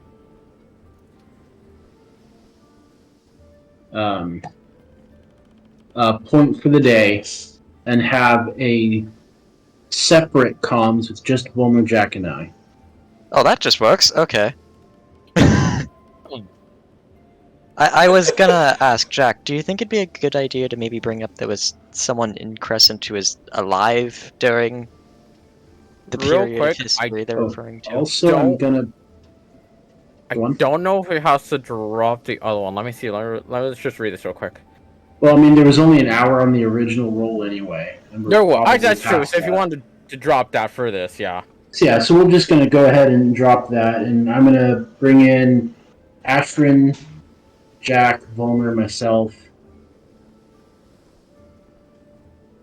You have Hmm. one more. And Beryl. Okay. We unintentionally kill Veryl by making them remember things. Oh no! That's I weighed that in my mind briefly, but I'm like, if this nature Holderwood stuff, if Beryl can somehow remember something without it triggering the big baddie, then that's ideal. Be real, I was half expecting him to say Misha. Misha? It would have been funny. Yeah. We've just been big chilling, just looking back and forth, whoever the hell's talking in mental comms, just like, oh, Delmar's talking now. Oh, Volmer talking. Oh, Jack's talking now. Oh, Veryl's talking now. Head just constantly, like, rapidly moving around. Oh man. That'd be funny. She's a good dog. Anyway. But, with the 5 of you in mental comms now, I'll ask again. Should I tell them about the Spirit and Crescent but give no more detail? To maybe help with this? What are we here to talk about? Because I didn't hear any of the previous conversation. Yeah. a majority of it, yeah, a majority of it. We're trying to convince the siblings to not go to the frigid north because it's a stupid idea. I And see. Right. we have Jack and I are trying to convince them to do a bet. 2-on-1, if I can knock out Linnea, they don't go.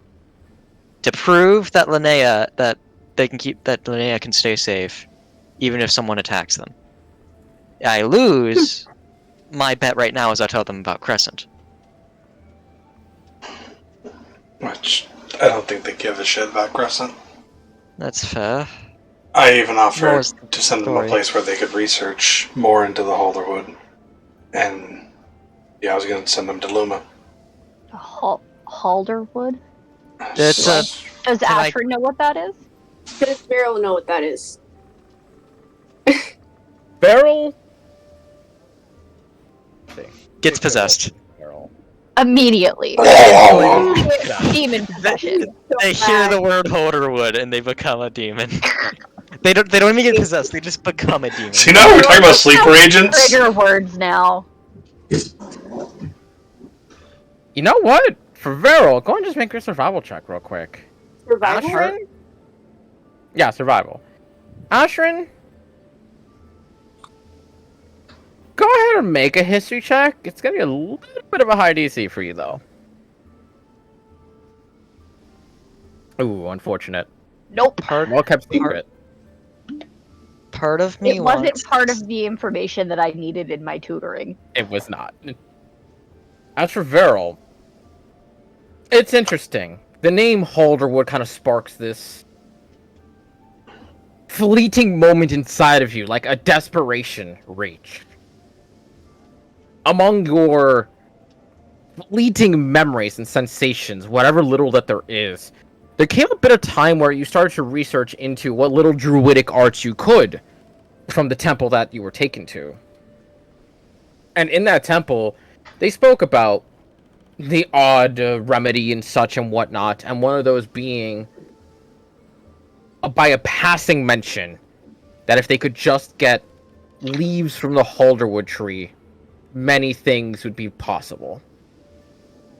Never anything more, never any more detail. Just simply that one little phrase. It just sparks that instant inside of you. Interesting.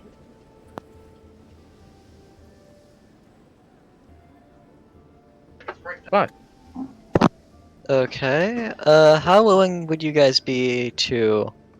I want to say risk, but it's not really a risk. Potentially helping them out finding the Holderwood. Is there a I- chance that this Halderwood thing has blue flowers? It's a tree. Trees have flowers. We're looking for a blue rose, Ash. I don't know about you, but I've seen some pretty big rose bushes. Yeah, roses don't grow in trees. Granted, blue roses don't grow, period, so they could grow on a fucking tree for all we know. Plot twist. We're all looking for the same thing. We might as well just go together. Well, you say that, but it's not even really a risk, because I am very, very confident in my ability to knock her out in, like, less than a minute. Yeah. I've heard about it in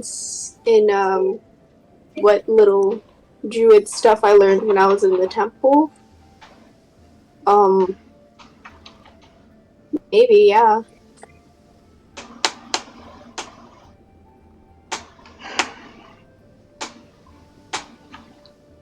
I just don't want to have her death on my conscience. I don't either, that's why I'm kind of desperate for this. Alright. So, I've been trying to convince them to turn back, stay on the ship.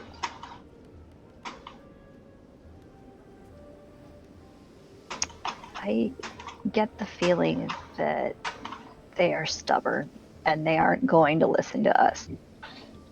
Yeah. yeah, but I can try to make this work. I mean, we could have Carnum arrest her and throw her in the brig. There's not a brig on this We ship. can make one. Also, throwing a druid in a brig does not feel like a good idea. I mean, I was thinking more Linnea. Do you think her sister won't try to break her out? Oh, she would. That's why, you have Pastor Brozark guard it, but... I mean, You think Pest can take on a... Nobody makes a loud enough noise that he becomes his own siren when something happens. That way everyone else can come, it's just... Yeah, that's fair, I guess. Because what are they going to do? Jump off the ship? I feel like that's famous last words before they do jump off the ship. I mean, that by the time they're just going to die anyway, so it's... It's either that or we just let them go and separate from them and let them do what they're going to do. yeah, I mean, we can either let them do their thing or we can bring them with us and help them find their thing later. I don't know. She's going to stub her toe wrong and die. I mean... if she fell from the crow's nest, she'd die. To be... It just... Like I said, I don't want to have her death on my conscience. I mean, I might be overthinking this too much. Maybe Abeline has some weird, godly druidic power we don't know about, but... I don't think that's the case. Especially since they also said that they Don't fight. don't fight. They always run.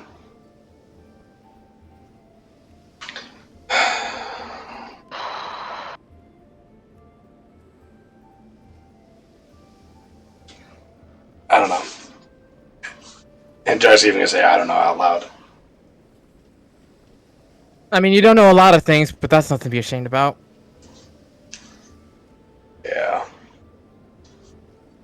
Yeah. As someone who has been a talker, talking can only get you so far.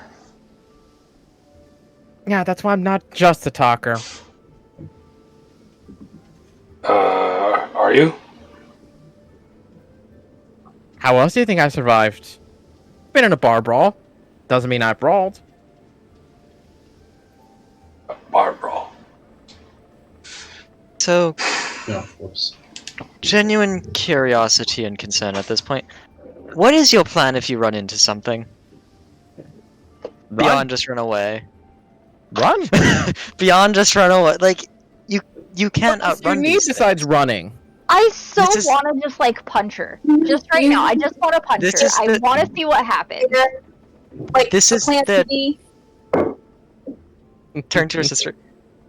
I don't need to explain nature to a druid. You would understand that these things naturally can move very well in the habitat and will most likely be able to outrun 2 people. Or at least Easily- stalk you and get close Oh. enough to where you won't be able to just simply run. Yeah, most of the time, yeah. And you do realize there are underground burrowing creatures that the more you run, the longer and harder they chase you because it's fun for them. That's why you fly. How long can you fly for? How You many gotta times a make, day can you? How many times a day can you fly? More than you think. let's just put it this way: at some point in time, you're gonna have to land. You're gonna have to sleep. Yeah, Yeah. in safety. Besides, we also offered that we're going to show you some safe places there. You don't want to believe our rumors, but if our rumors are true, we've got some safe spots. Literally going to a place that safety doesn't exist. Except for our people. I mean, Okay, fuck it. I'm gonna try to punch Linnea. Oh shit! Oh shit! I am Go the ahead and- weakest motherfucker. I'm Make an probably attack gonna roll. miss. Does Volmir see this happening? I mean, I'm imagining she's not doing it that undercover. Okay, is this dex based or strength based? It's strength punch, based. so it's strength. Yeah, it's strength based. It is a straight Ash, 1d20. this is a very bad idea. It's fine. It's a 6. I miss anyway. It is a displayed punch. Like it was clear as day coming. You'd see just later, just like, whoo, See, I'm good, aren't I? Dumb question. Also, you might want to be faster on the wind up. You're kind of I delaying. don't punch people. Dumb question. Would Ash have advantage because she wasn't expecting me to punch her in the back of the head? Well, I mean, I imagine Ashwin's not being stealthy about it. She's just kind of just I like, was trying to be stealthy about it, but like just Oh. just as a point to just punch her and say, "Hey, if I can hit you." It's then go ahead and make a stealth check for me real quick then. Oh, okay. That's gonna go even well. That's okay. 16. Does not get past her passive.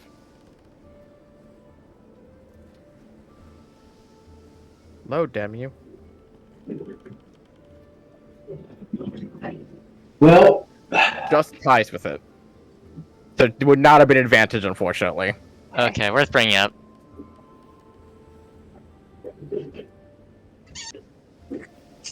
it's now The happened fact for that a I second. couldn't hit her So, doesn't mean shit. Not really. continuing questions. What's the most dangerous thing you've run from then?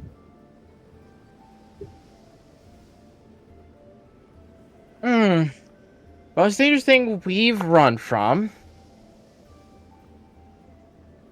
probably had to be the Giants playing boulder toss, but I don't know if that counts. Were they actively after you? Probably not. Probably just thought we were fun aiming targets.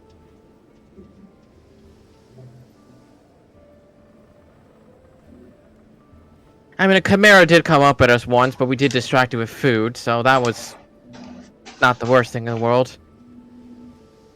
Hey, you got some experience with chimeras too?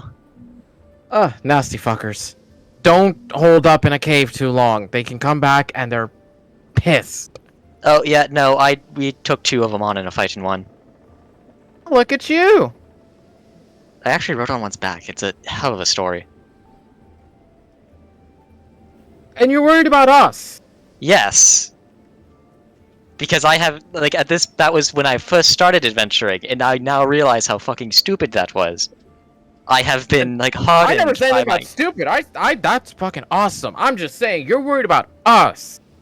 I have experienced things. I have witnessed people stronger than me, smarter than me, more durable than me die in front of me because of things I have caused. So I don't want to sit here and watch someone who thinks it's easy, just like I did, walk into the same trap I did, but 10 times worse, and die in front of their sibling.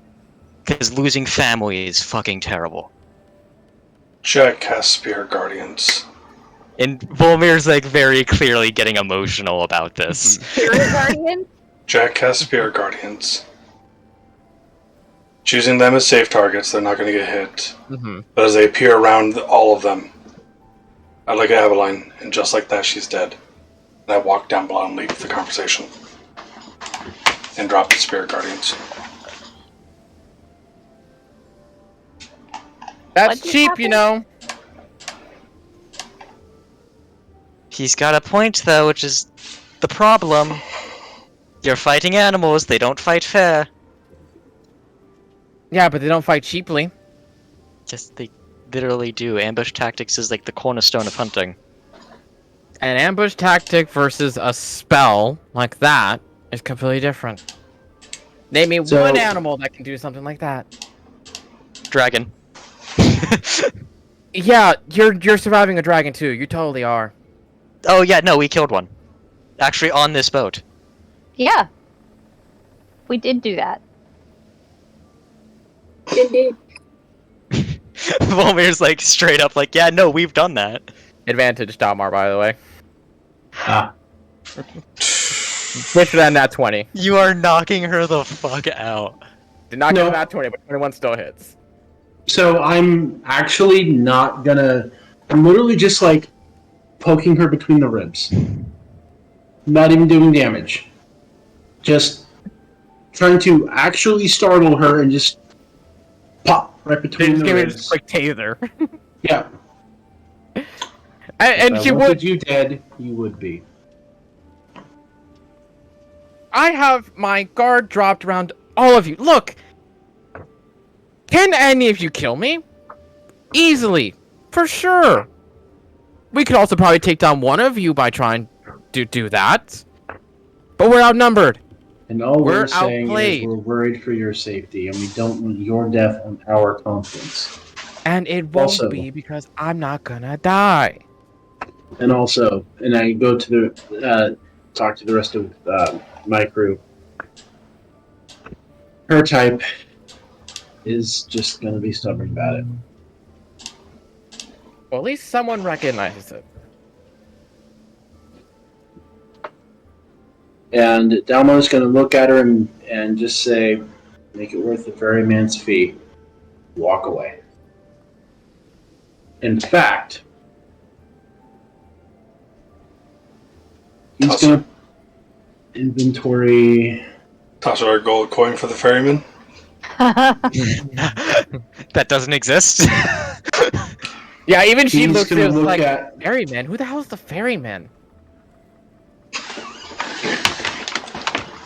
And I'm going to look at Avalon and go, "Open your hand."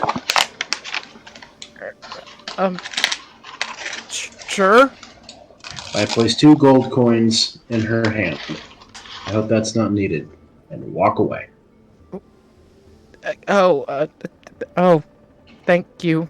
Volmir's gonna turn to Dalmar and go, you really think, after Darren, after Fulbright, after Corveus, after fucking Jack, that I'm gonna let someone new to adventuring altogether go to the frigid fucking north without trying, even if they're stubborn?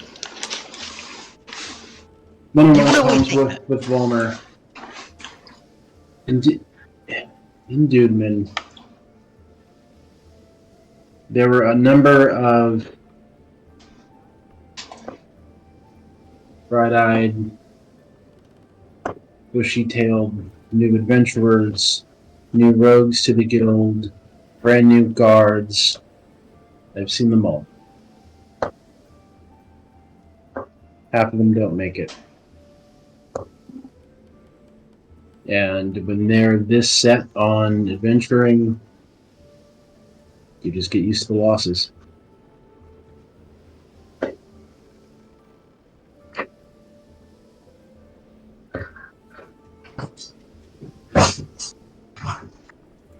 And if you're As you're curious, kind of I'll tell you about the walking away, ferryman you- later.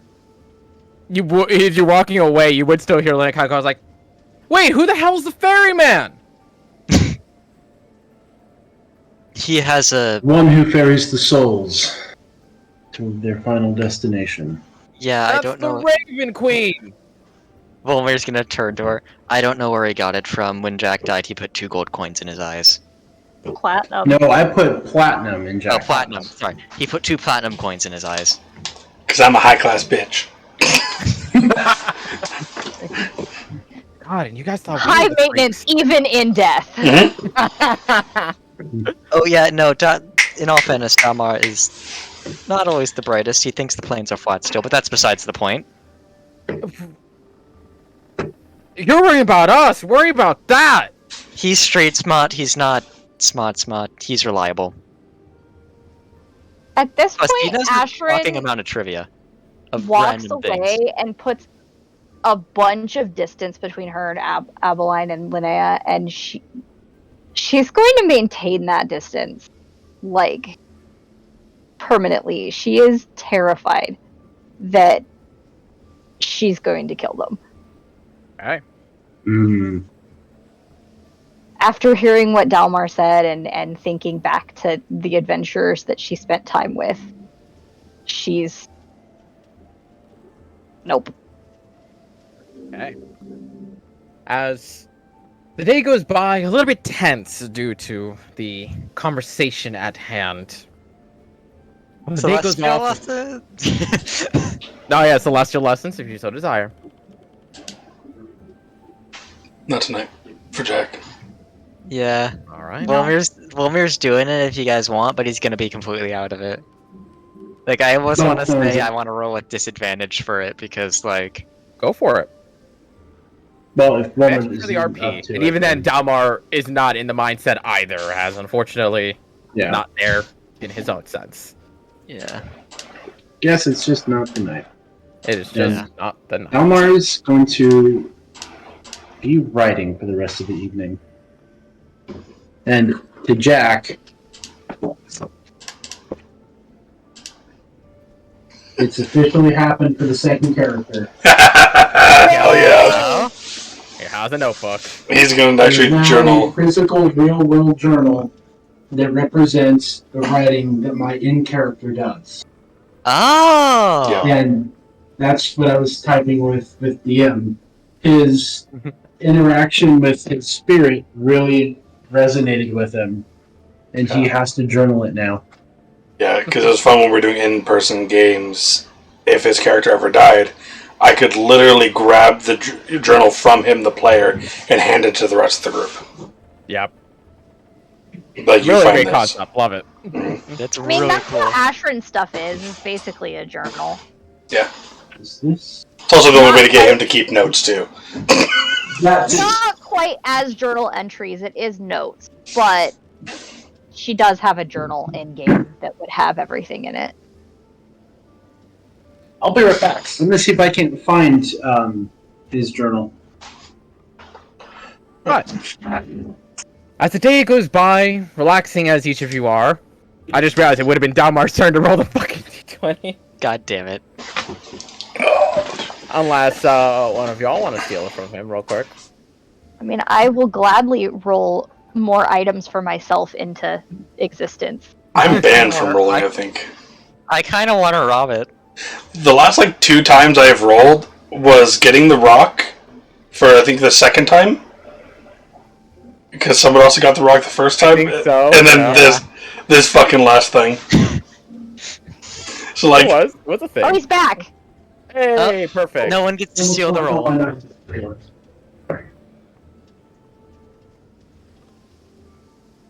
Super Found quick, it. Dalmar. It is your turn for the d20 of the day. oh boy, howdy. Yeah, Ash was like, oh, we're gonna die this time. No, it's Dalmar rolling. Ooh, he rolled good for once. That's a first. If only he could roll like that consistently. Maybe it's because I don't know. Maybe the dice just want my characters to do badly, not affect others. I don't know. It's personal. It is a crystal clear day. in the air itself has begun to grow brittle cold as the winds start to become piercing in nature, as you all have to start bundling up and covering yourselves. And there does come a moment as day goes on, and while there is no boost to travel, it is still a good day's travel nonetheless. To which Carnum would alert you that tomorrow, by midday, should be able to hit ground. And there would be a bit of conversation between Linnea and Aveline between each other, kind of just talking about the things that they can find there. And there is one thing that comes up that Delmar you'd be able to catch with your passive perception. Same thing with Vero. That they seem to bring up one little tidbit. Because like, wow, cold's really brutal over here. Maybe it's true. Maybe not even magic can help it. That'd really suck though. Really, really suck. Not even magic can help it. I'm gonna open up a one-on-one comm with Vero. And Volmer... Well... no, just Vero for the moment. So, I just heard Abeline talk about the cold and having... And she said, quote, maybe even magic can't help it. What magic would she be talking about? Would Beryl know anything about this? Probably. Maybe. I'd make a nature check. Okay.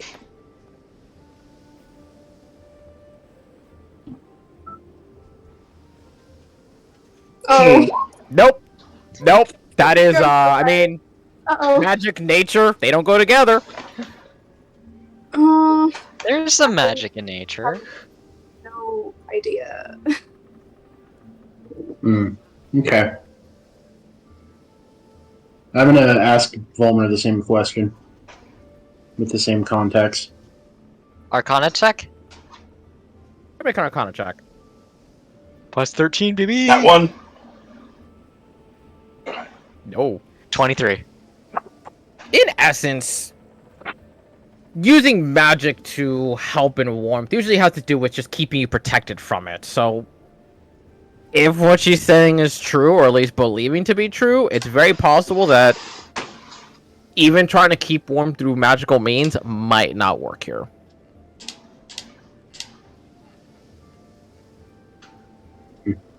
Well, we did give clothing, at least. And a fuck ton of firewood. Hell yeah. Anyways.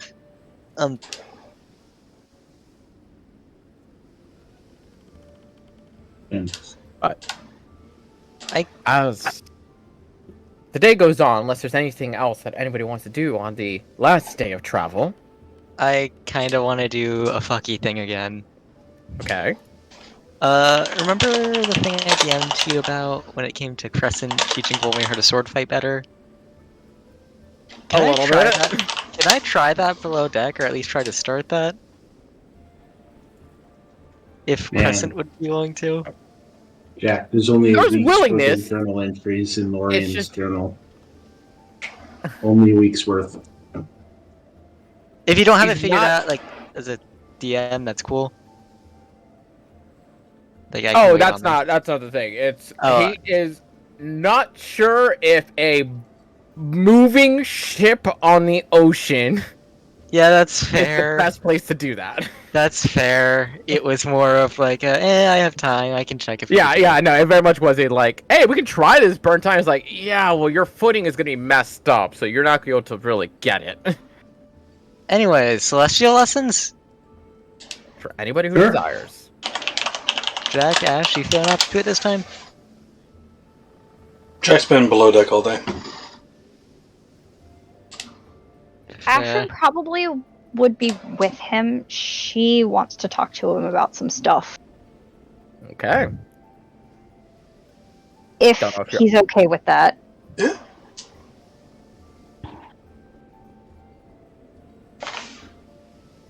Don't know if y'all gonna DM that or open it up. Especially since if Volmer's actually going to attempt to do some practice, he's gonna be below deck as well. Yeah, because I always pictured we're doing our lessons below deck. Mm-hmm. So I imagine he like at least pops in and is like, "Hey, do you want to do this?" Like, nah, you're good. All right, that's fair. I don't know. I don't know if we want to. Do we want to DM that or we want to do it? That's up to you. I don't care. I'll DM you. Okay. KTK will send you a screenshot. All right.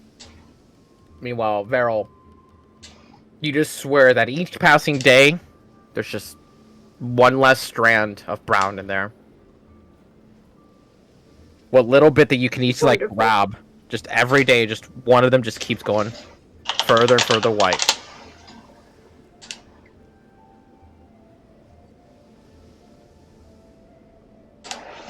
As the final day passes, and the early morning comes with a brutally piercing cold wind, and you can feel the temperature dropping around each and every one of you by the minute.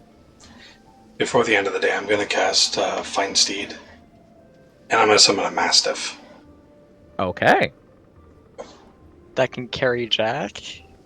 No, it's... Well, yes, but It can only carry halflings and other small humanoids to ride them as mounts, technically. That's what the stat block for the creature says. But I'm not... Either way, I wouldn't be riding it. I was gonna say, like, I feel like that wasn't even the point, anyways. No, Yeah, it's... it wasn't, but I was more thinking like, I thought the Find Greater Steed spell made it so that no matter what, you could ride it. I believe so. That's why I'm like, Then you could ride it. That's the goal. yeah. It's normal. Wait, Jack, you're giving Fen a pet dog? I mean... It could. Yeah, I swear that's what the point of Finding Steed is. It allows you to basically just make it like poof, and you can ride it regardless. Yeah. And then... Sorry, I just had the funny mental image of fucking Jack riding on a dog. It doesn't say anything about changing... like its size to fit that. But it does talk about being able to ride it as a mount, so... But... Yeah, so I'm pretty sure that's basically everything else is unchanged. It's just it now is capable of letting you ride it. I'm not gonna ride it, but, you know, it's... Yeah. Yeah. It's a funny image. It's funny image. Yeah. But Jack with your little mastiff the day before prior, as you begin to pull up and see in the horizon that crystal clear blue water start to fall to a pitch white landmass in the distance. We can see it flat as anything, about as flat as Dalmar thinks the actual plains are. God damn it. Until eventually you start seeing snow fall upon all of you. With that brittle cold starting to overcome each of you, bundling up nice and tight, and Karnam even himself kind of shivering at the sensation goes like, "You best make it worth your while. And I best not find your frozen corpse along the coasts. I hope you'll at least make it 100 feet. Oh, come on, Maybe. Karnam. You know we're stronger than that. Fine. 150 feet. Better. Thank you again, Karnam, for this. I'll thank you as soon as I confirm that knife of yours. Coordinates.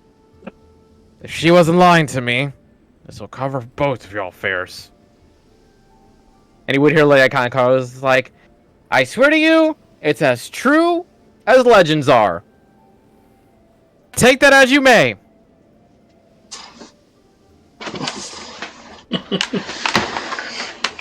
Okay. But as eventually you do have Karnam kind of land as close as he possibly can to the coast itself before dropping anchor and having Brozar and Pest both work to lower down the plank to allow you all to get off. He would at least see you off for the time being. It's kind of like, "Now remember, this ain't a round trip. You found your own way home." We do. And go ahead and give him a nice little shake. Shakes back. That goes for you too, also. He points towards Linnea and Abeline and goes like, yep, don't worry. Because we're gonna find the Halderwood trees, and we're gonna get home. You do realize he had no clue what the trees were, right? You realize that's also my ship, and I'm listening to your entire conversation, right? Yeah, You that's have homework, all my get your hat, your point. ass. Oh wait, you heard it? Oh wait, Yeah, no, he's Not just that looking at bad you of like, it. I heard. Mhm. Oh, okay. Never mind then. Not a whole lot of like. Info is actually Privacy. spilled, yeah. Yeah, and you did get a little bit heated there for a bit, and Jack's actually looking at the sky. Do we see Sparky anywhere? Nope. No storm clouds and nothing. Nope. Okay. Well, Condom, share some stories next time we meet. There's some loot, why don't you? Fair enough. Hope fair whatever enough. you're looking for up here is worth the penny.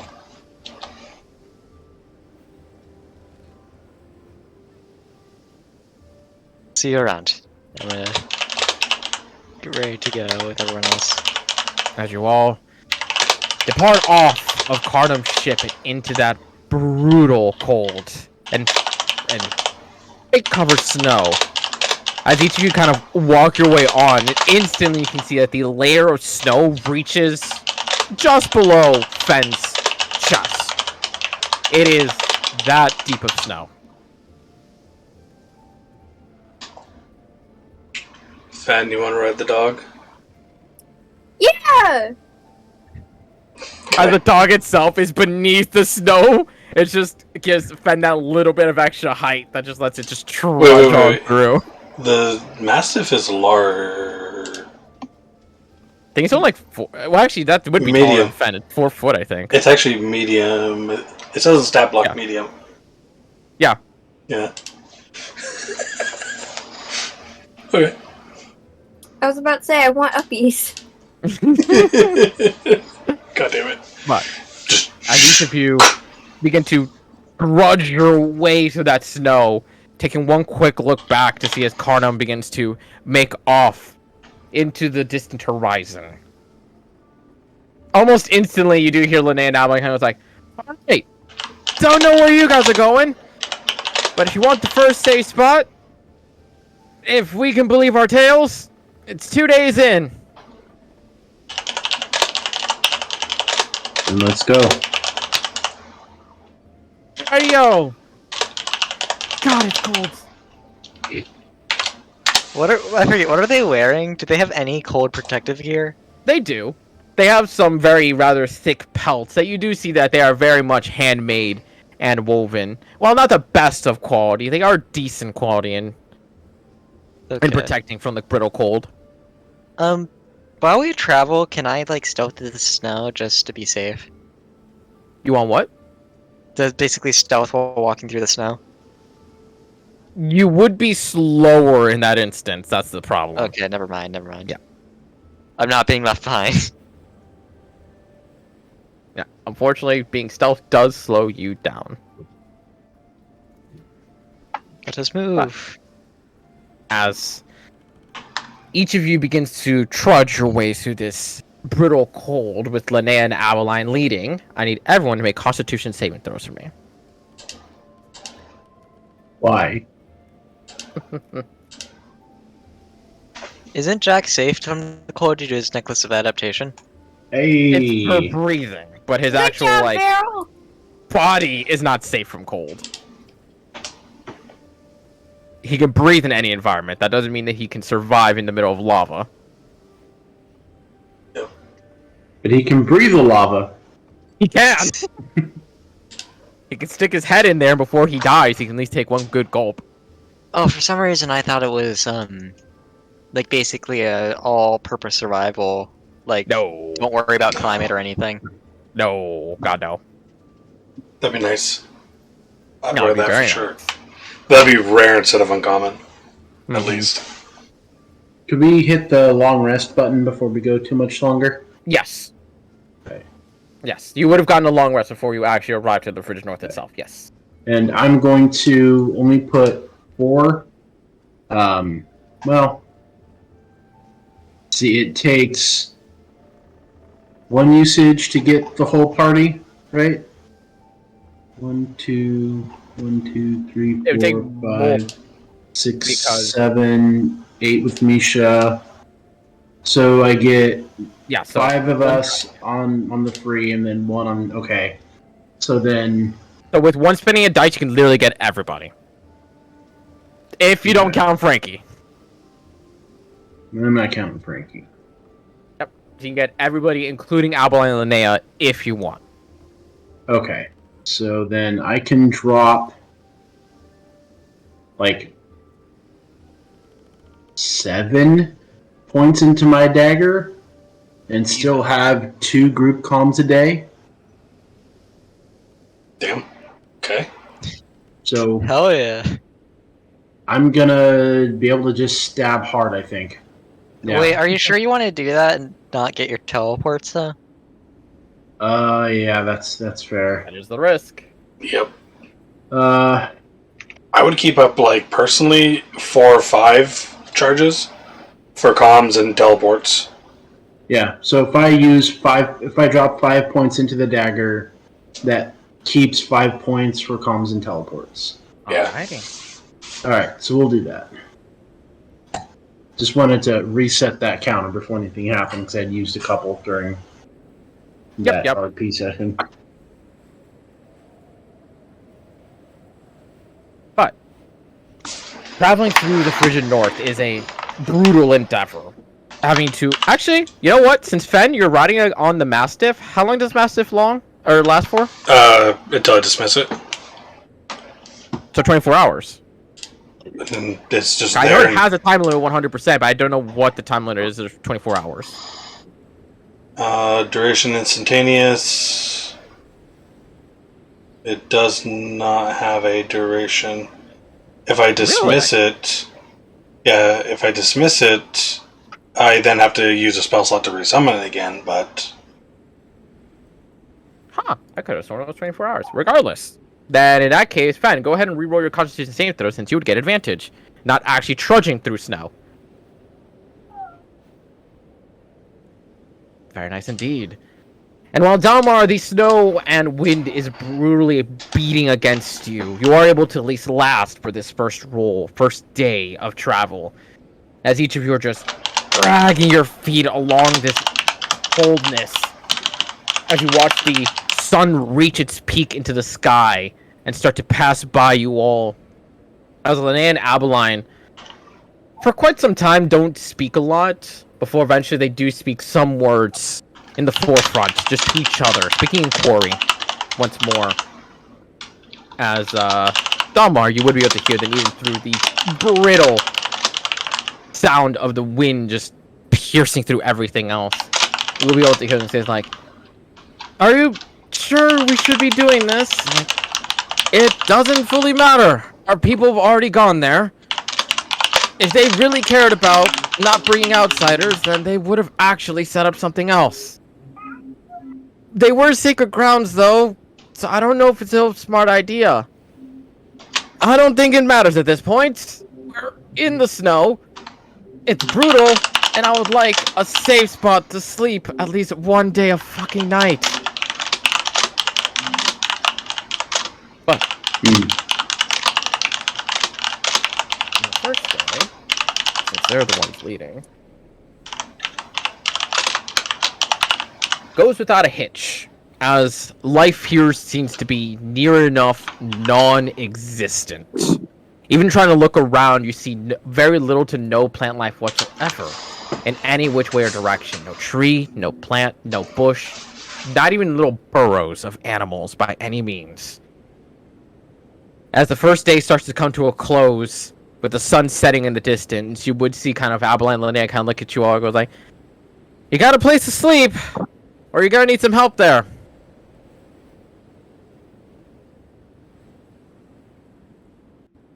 Wait, what was that? Player didn't catch They're it. asking if you guys need a place to sleep or if you'll be fine. Don't we Oh, have that hut thing? Yeah, I can cast hut. I have a spell to keep us safe. Good. Let's keep it. Whoops.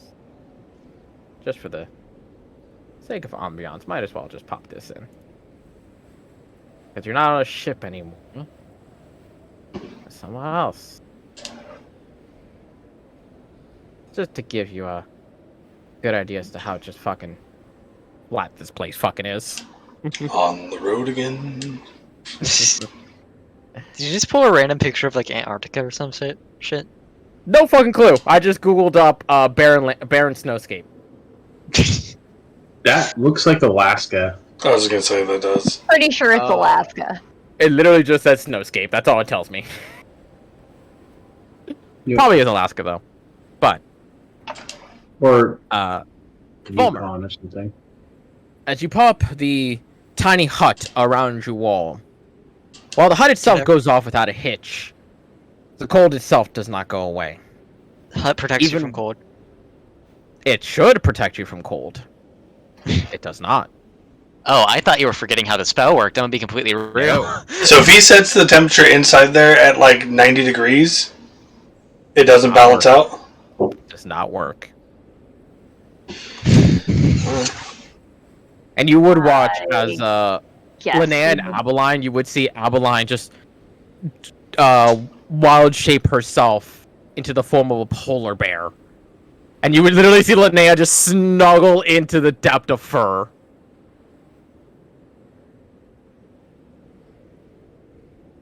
And it kind of was like, Start a have a good night, fire? guys!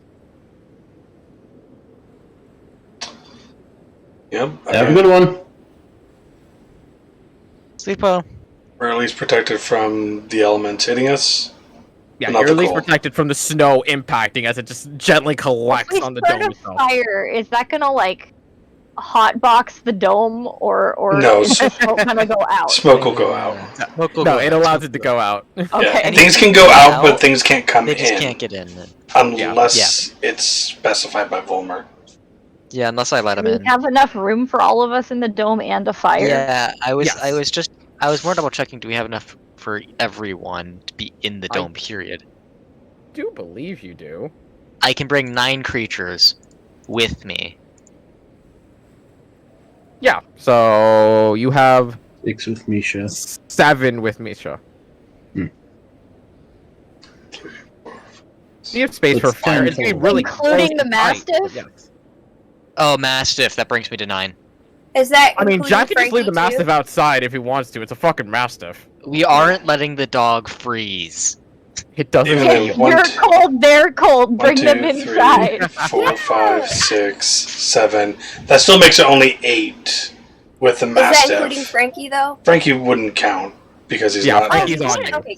He's technically an item. Yeah. Well, I don't And know does he- anymore. he can Count perch on your little shoulder. sheet. Yeah, I'm assuming Howard doesn't count too then.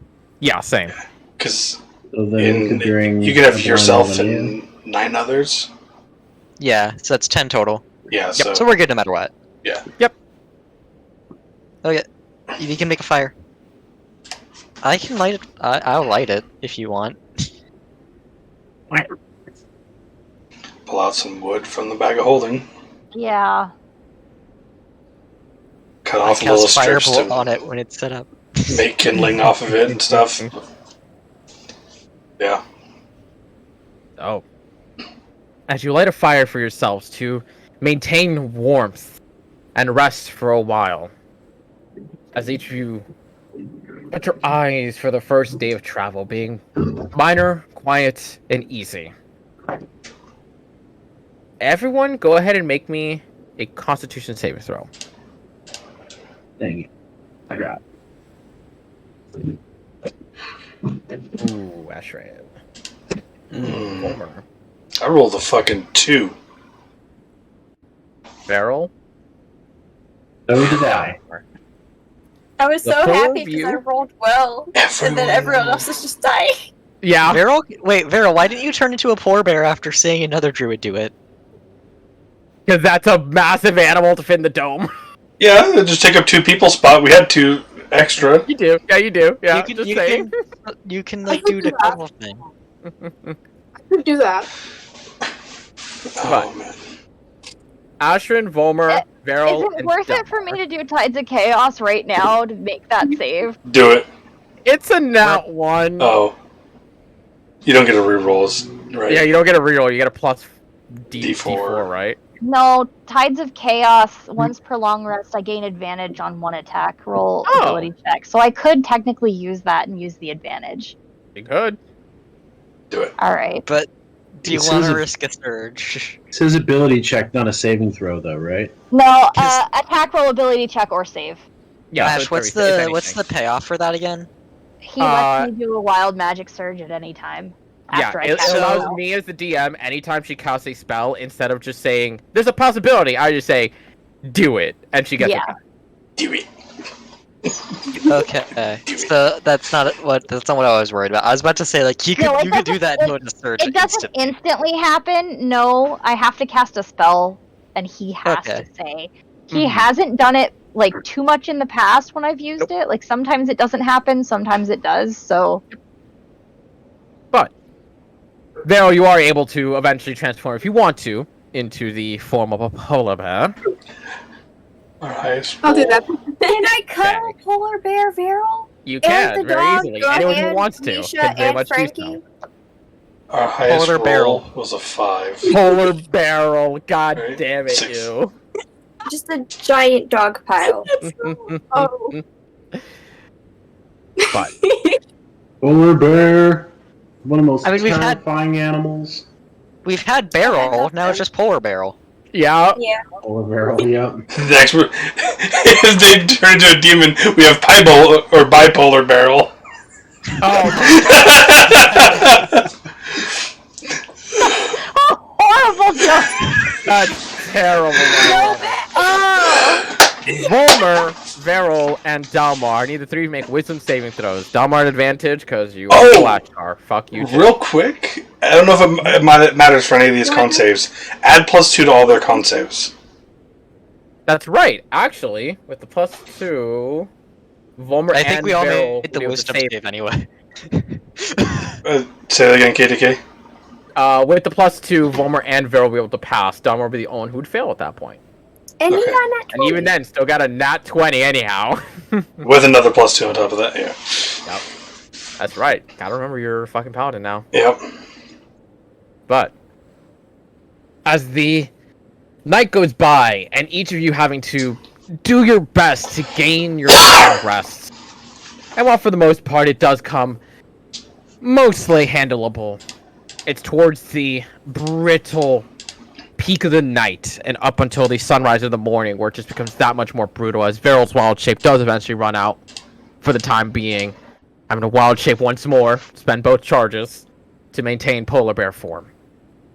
And as each of you awake in the morning and just see the dome mere minutes from running out, completely fucking coated in snow. gonna drop on us, isn't it? I'm gonna firebolt, kind of just keep shooting it at the snow to have it melt. Spell can't go out. Yeah. Yeah. Other stuff can go out, but like active objects like that and spells cannot. I'm gonna have the Mastiff start digging as fast as he can. Dig, dig, dig, dig, Can dig. I help? You can. Dig a tiny If you have the massive spell or stat block, that's the word, stat block up. Go ahead and just make a strength check, and you too, Fen. Both of you just make strength checks. roll. Wild shape. Oh, that You can whispered try it to to wild you. shape right now if you want to. Nah. Don't, because not Oh. only is that just using the No, no, slot, but you They can't then already element said they're control. not going Can to. I Yeah. Gotta erase it. stick my head out of a hole once they get it dug, cast Mage Hand, pop back in, and use the Mage Hand to dust off the dough? Slowly but surely, as each of you do your best to clear off as much of the snow as possible, trying to get that crater as openly wide as you can. And while it does pop before you are finished with the job, at the very least, it comes with a far less layer that coats you all in this brittle ice cold snow upon you first thing in the morning. It's a good wake-up call. Nothing too bad. To which you would see kind of about 10 or so feet off where you saw the cuddled up form of a polar bear just stick its head up from the actual snow itself. And as it shakes itself off and you see all that snow just kind of burr off of it. And you see the land kind of perk up, goes like, oh, good wake-up call. Always great. Oh, reminds me of home in the mornings, in the winter. Hope you all slept well. I looked away from my screen and I looked back, and I was like, something's weird with that snow. And then realized everyone already drawn and written in white. Yep. Jesus fucking I Christ. got bored and I didn't feel like getting my sketchbook again. It's been like 3 minutes. It has. Yeah, there's Well, at least like at least maybe 5 different penises just scattered about. Yeah, I noticed. 5? I only see one. No, there's multiple, just all No, over the map. there's. I think I see 3. I think there might I only two. see I meant to a draw more. cat and a flower and a couple of Oh, bird they're not boots. all in the snow. No, Yeah. they're not. No. There's But one no, in it's the because clouds. Where's the dick? It's my Where's favorite your- game. We're Waldoing the dick. Hide the penis? Hide the penis.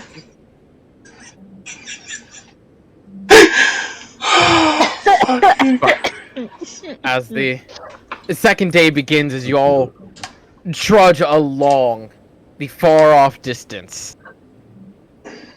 Everyone go ahead and make me constitution saving throws for this day of travel. And Fen, if you are still riding Mastiff, at advantage. Remember, Okay. with a +2. I used that Tides of Chaos before I took a long rest, correct? Yes, so it would come back. So I get a long rest. Yes.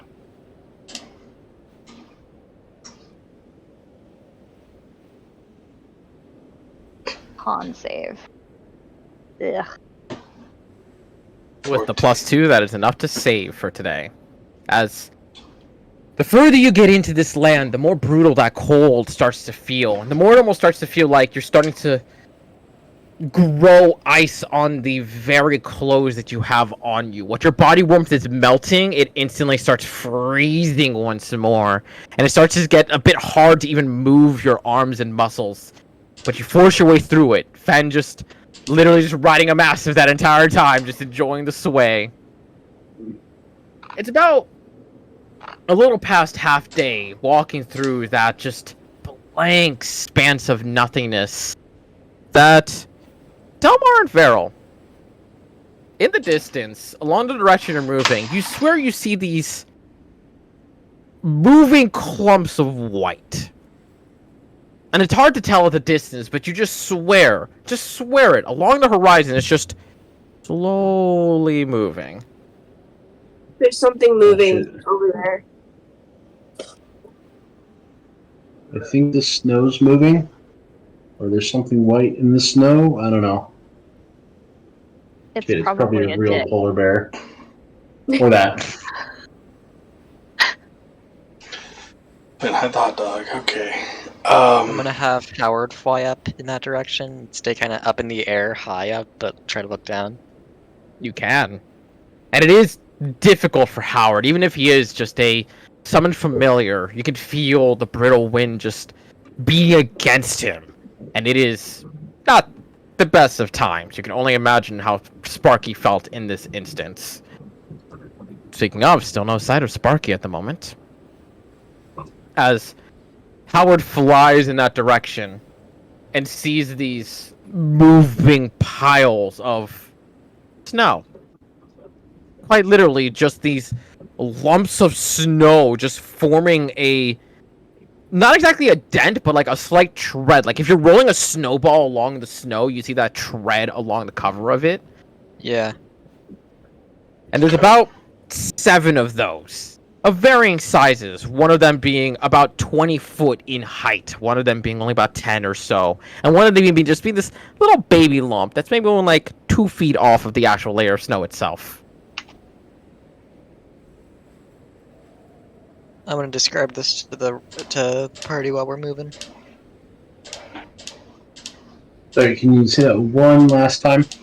There are these lumps of snow of varying sizes, but it looks like the snow itself is kind of rolling along itself. Like when you roll a snowball along the layer of snow, you don't get like a trench, but just like a covered layer, like when you push a rock across dirt, kind of thing. Mm.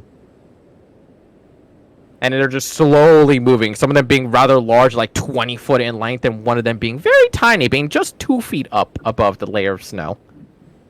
How far off are they? Give or take, given the flat expanse and the distance, you're talking maybe 500 or so, if not more feet. Shall we just ignore it and keep on walking? Yes, but I'm gonna have Howard just tail him to be safe. Sounds like a good idea to me. I'm gonna have Howard tail him until they get like a safe distance, and then Alrighty. And as you continue to make your way, and you do see it kind of like just doesn't really intersect with the path, just like if you walk a little faster, you're definitely going to contact with them. There comes the briefest moment as,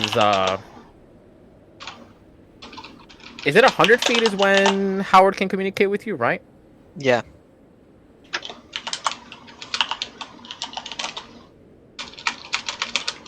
Yeah, they're really slow enough. Eventually, you would get within range of Howard to be able to communicate with you, and he would be able to actually relay to you a bit of an update. Kind of goes, I saw a head stick out. Howard is an owl. Mhm. He has never shown the. He's been able to speak this entire time. It's just a He's message. mad at you. It's just a message. Like, he can telepathically message with you. It's just an update. Can he send an image? Because I know he can do that, right? Yeah. He kind of gives, like, a very quick, brief flash of what looks like to be the head of, what you could describe as a cow or a form of yak, but with a much more, like, reduced snout to it. It's a fucking Pokemon. It's a flat-faced cow. Kinda. Did it Is open it its mouth at all? furry like a little Highland cow? Is that If you think about the image that Howard sent you, it looked like it stuck its head from the snowball itself. Like, it literally just, like, burrowed its head from the snowball, and then just kind of, like, just reclused it again like a turtle. it's a fucking Pokemon. Was it looking in our direction? It just seemed like it looked around. It didn't seem like Gotta it was catch 'em actively looking all? for something. Okay, we'll leave it be. And I'm gonna explain. It looked like a short-snouted cow. That sounds adorable. Let's not go try to pet things from the frigid north. I don't know. They Maybe could be just- kind of nice.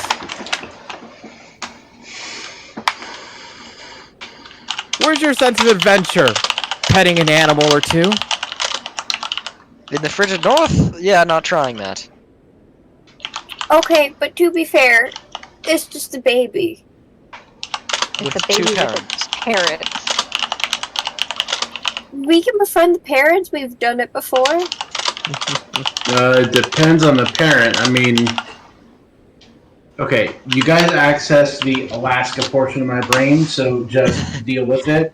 Don't But, chase the baby moose. yeah, I mean, everyone talks about the bears in Alaska, but actually, Oh. moose Moose kill are more terrifying. people than Oh. bears do every year. Yeah.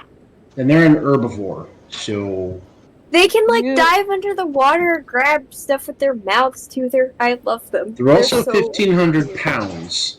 Yeah. Yeah.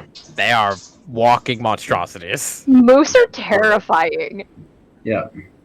The pictures of moose like next to cars, and I'm like, Jesus Christ, why are they that big? Yeah, that's actually like a big portion of what kills people is that if you happen to run into a moose, unless you're in a big truck, the vehicle will smash into their legs, and you get 1,400 pounds of moose slam through your windshield Windshield, yep. in your face. Yeah, I mean, the same thing happens with elk here in tiny cars. yeah. Except you could be driving like a truck for that shit. Or a plane for that matter, because elk I love hang out moose, on the though. airport all the time. But Yeah. As you continue to travel with that little bit of knowledge now to your attention, it's a little bit past midday, to which you see that the clouds themselves start to darken. And while it's not rain, you can feel that a blizzard is afoot. Oh, And great. Veril, there's this familiar sensation. You've been here while there was a blizzard. That was not fun in the slightest. I've been here before. You remember? You've been here with Yeah. Jen. That's right. Forgot about that. Sorry. Yeah, when Jen fucking died. Oh, okay. I was gonna say, do you need to like knock him out or something? A real moment. My bad. So in general chat, real quick, I posted a quick little map of Alaska. So down near the island chain, down on this in the southern portion of it, down near the Aleutian Island chain, that Kodiak Island is the only island in the world where the Kodiak bear lives. They are endemic to that island because they've been separated for so long from the general grizzly bear population that they've become their own subspecies. Jesus. They look so fluffy, and I love them. And they are the second largest bear in the world, behind only the polars. But as the day goes on and you start to begin to trudge your way, as the snow gets thicker and thicker and layer, it starts to become difficult to see anything in the distance. You do hear Linnea and Adeline kind of call back to you guys and was like, stay close, this is not gonna be fun. We should be hitting the safe place hopefully soon. Before the blizzard hits? I think it's already hitting. Well, shit. Was what we were cleaning up not blizzard? Nope. Not even close. But as you begin to trudge on, the wind becomes more brutal and more desperate than ever to get you down. There does come the briefest of instances where you do see Adeline and Linnea kind of stop in their tracks for a moment. And you see Linnea kind of look at Adeline and goes like, think you can find it? I'll try. As you kind of watch her kind of kneel into the snow itself and vanish for the briefest of moments before you notice that the snow itself begins to fall and collapse inward towards what seems to be like a gaping maw that just forms in the land itself, about 20 or so feet across. You see Linnea and Adeline instantly kind of like just you all and goes like, come on! It's a natural cave! Our people built it! Is it natural if your people built it? No, I'm just gonna. You'll see what we mean.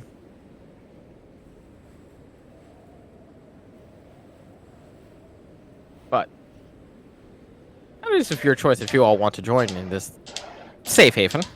I mean, We're yeah. this far. I trust them with my life. Yes. I don't really want to be stuck in a blizzard again. Never again. And going down that maw of stone, and you can feel yourself having to kind of like shift yourself as much as possible, not slide below. Where you do see it eventually does get covered over by stonework and land up top.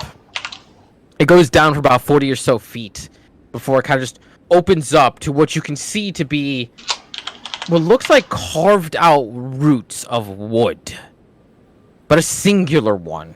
Thick in nature, thick enough that you could call it just a simple living room in any old natural home. And inside of there you can see plenty of degraded, worn out, and long since decrepit wooden tables, chairs, and all sorts of cutlery and ware just inside. As you go in there and you see Linnea kind of pop up some dancing lights to give you all a good view, I recommend closing it up, as Adeline gestures with a hand, and you see the ice itself form across the entrance of it, and you see darkness overcome, as seeming like snow kind of covers up once again. As Is there Linnea like kind a- of just like, Is there like a fireplace or something in here? Not currently, as Linnea currently has dancing light going. I was like, okay. One story's true. Very, very true. Adeline just had to think about it. And she found her way here. Blizzards last pretty long around here, so we're probably gonna be stuck with that, but at least we can rest for tonight. Do be careful, though. And also, you, points to Jack, welcome to the Halder Roots.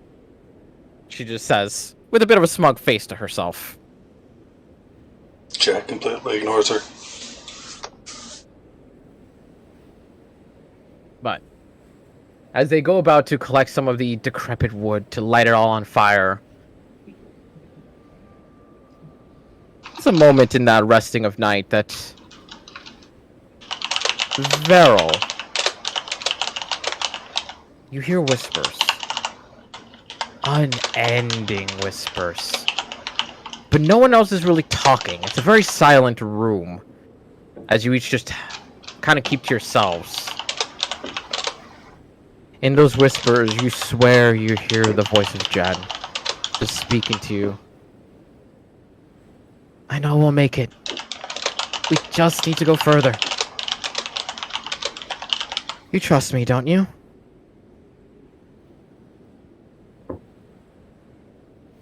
Is it coming from any general direction, or You is look it like... around and you don't see her.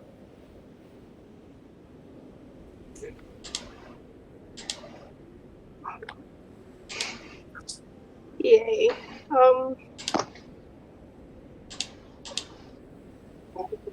You just keep it to yourself? Oh, no. I'm probably gonna be like, I'm hearing things again, guys.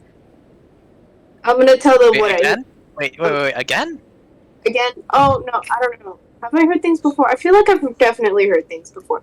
But Occasionally you have, but this is the first time that it's been so clear as day that you not only recognize the voice, but you can understand the words. I hear... Does anyone else hear that? I hear Jen. No? No one else? Yeah, no. Yes, Fen? May I smack Veril in case of demons? We're just smacking Veril just in case now. There doesn't even have to be a demonic If you possession. wanna! It's a preventative smack. A piece of brown hair yeah, falls yeah. out. Like, I'm does anybody not- else hear that? Can I try to not get hit? You can! Does 15 hit you? I am 15. Like, the armor class is Wait. 15. If Veril's So- trying not to get hit, are they taking the dodge action? That just means that Fen does not get advantage. Because I don't think Veril's expecting a slap. Yeah. My armor It's out class of is love. 15, so I don't know if that hits. I'll say, you lean back just enough that you just feel the fingers graze against the, like, that would have been a nasty slap. I'm fine. Fan. Well, I'll tell them what I heard and just be like, I don't know where that came from. Is it a memory from the last time you were here? Is it? You try thinking on that moment. Trying to think on if that's possibly a memory. Why As are you- we telling Veril to remember things? Immediately go unconscious and fall on the ground again. I mean, they're already remembering one way or another. It's As you try fishing into that area of the frigid north that you know is already so vague as it is. And you seem to find that memory. One of the nights that you were against Sparky for warmth in the tundra. And you see her asking that question to you with a hopeful desperation to her, asking if you trust her. And in that moment of just remembering that instance, like, yes, this is a memory. You see the face shift from those beautiful eyes to pitch blackness. We'll pick up with that next week. Oh my god. Yeah. Meryl's unconscious So again. everyone's got a demon. Viral can't make it next session now. God. Meryl's dead next session. Oh. Clearly. What's new? We came here to lose a party member. Just didn't I know do it love would be that though, happening. Bulmer. You're so right. It's like, yes, let's tell Viral to remember something. Yeah, I mean, realistically, at that point in time, it's like, okay, they're remembering anyways. So we need to figure out, is it a memory, or are they hearing Jen right now? And, like, it has to be done. It's okay. It's different from like it being a memory and them actively trying to remember something. Well, now we know I know. these voices are going to be memories and not, Jen. But it's fine. Veryl's going to die, Linnea's going to die, so Veryl can just take over the other druid. Just perfect. Oh. like Yeah, I have zero faith in Linnea's ability to survive this. I'm gonna be real. Shut your whore mouth. Meanwhile, I'm over here crying because of our conversation, Jack. Thank you. I'm gonna have to take a second and answer that in a minute. Oh dear God. You're welcome. Hey, KTK, could you send me a message with what my Clockstar Spirit showed me, so I have it in writing, so I can Yeah, fill no, out yeah, I Xal'Mel's get- journal entry later? I can send you a quick DM on the 3 images, yeah. Thanks. And the visages of the aftermath. Thank you. Alright.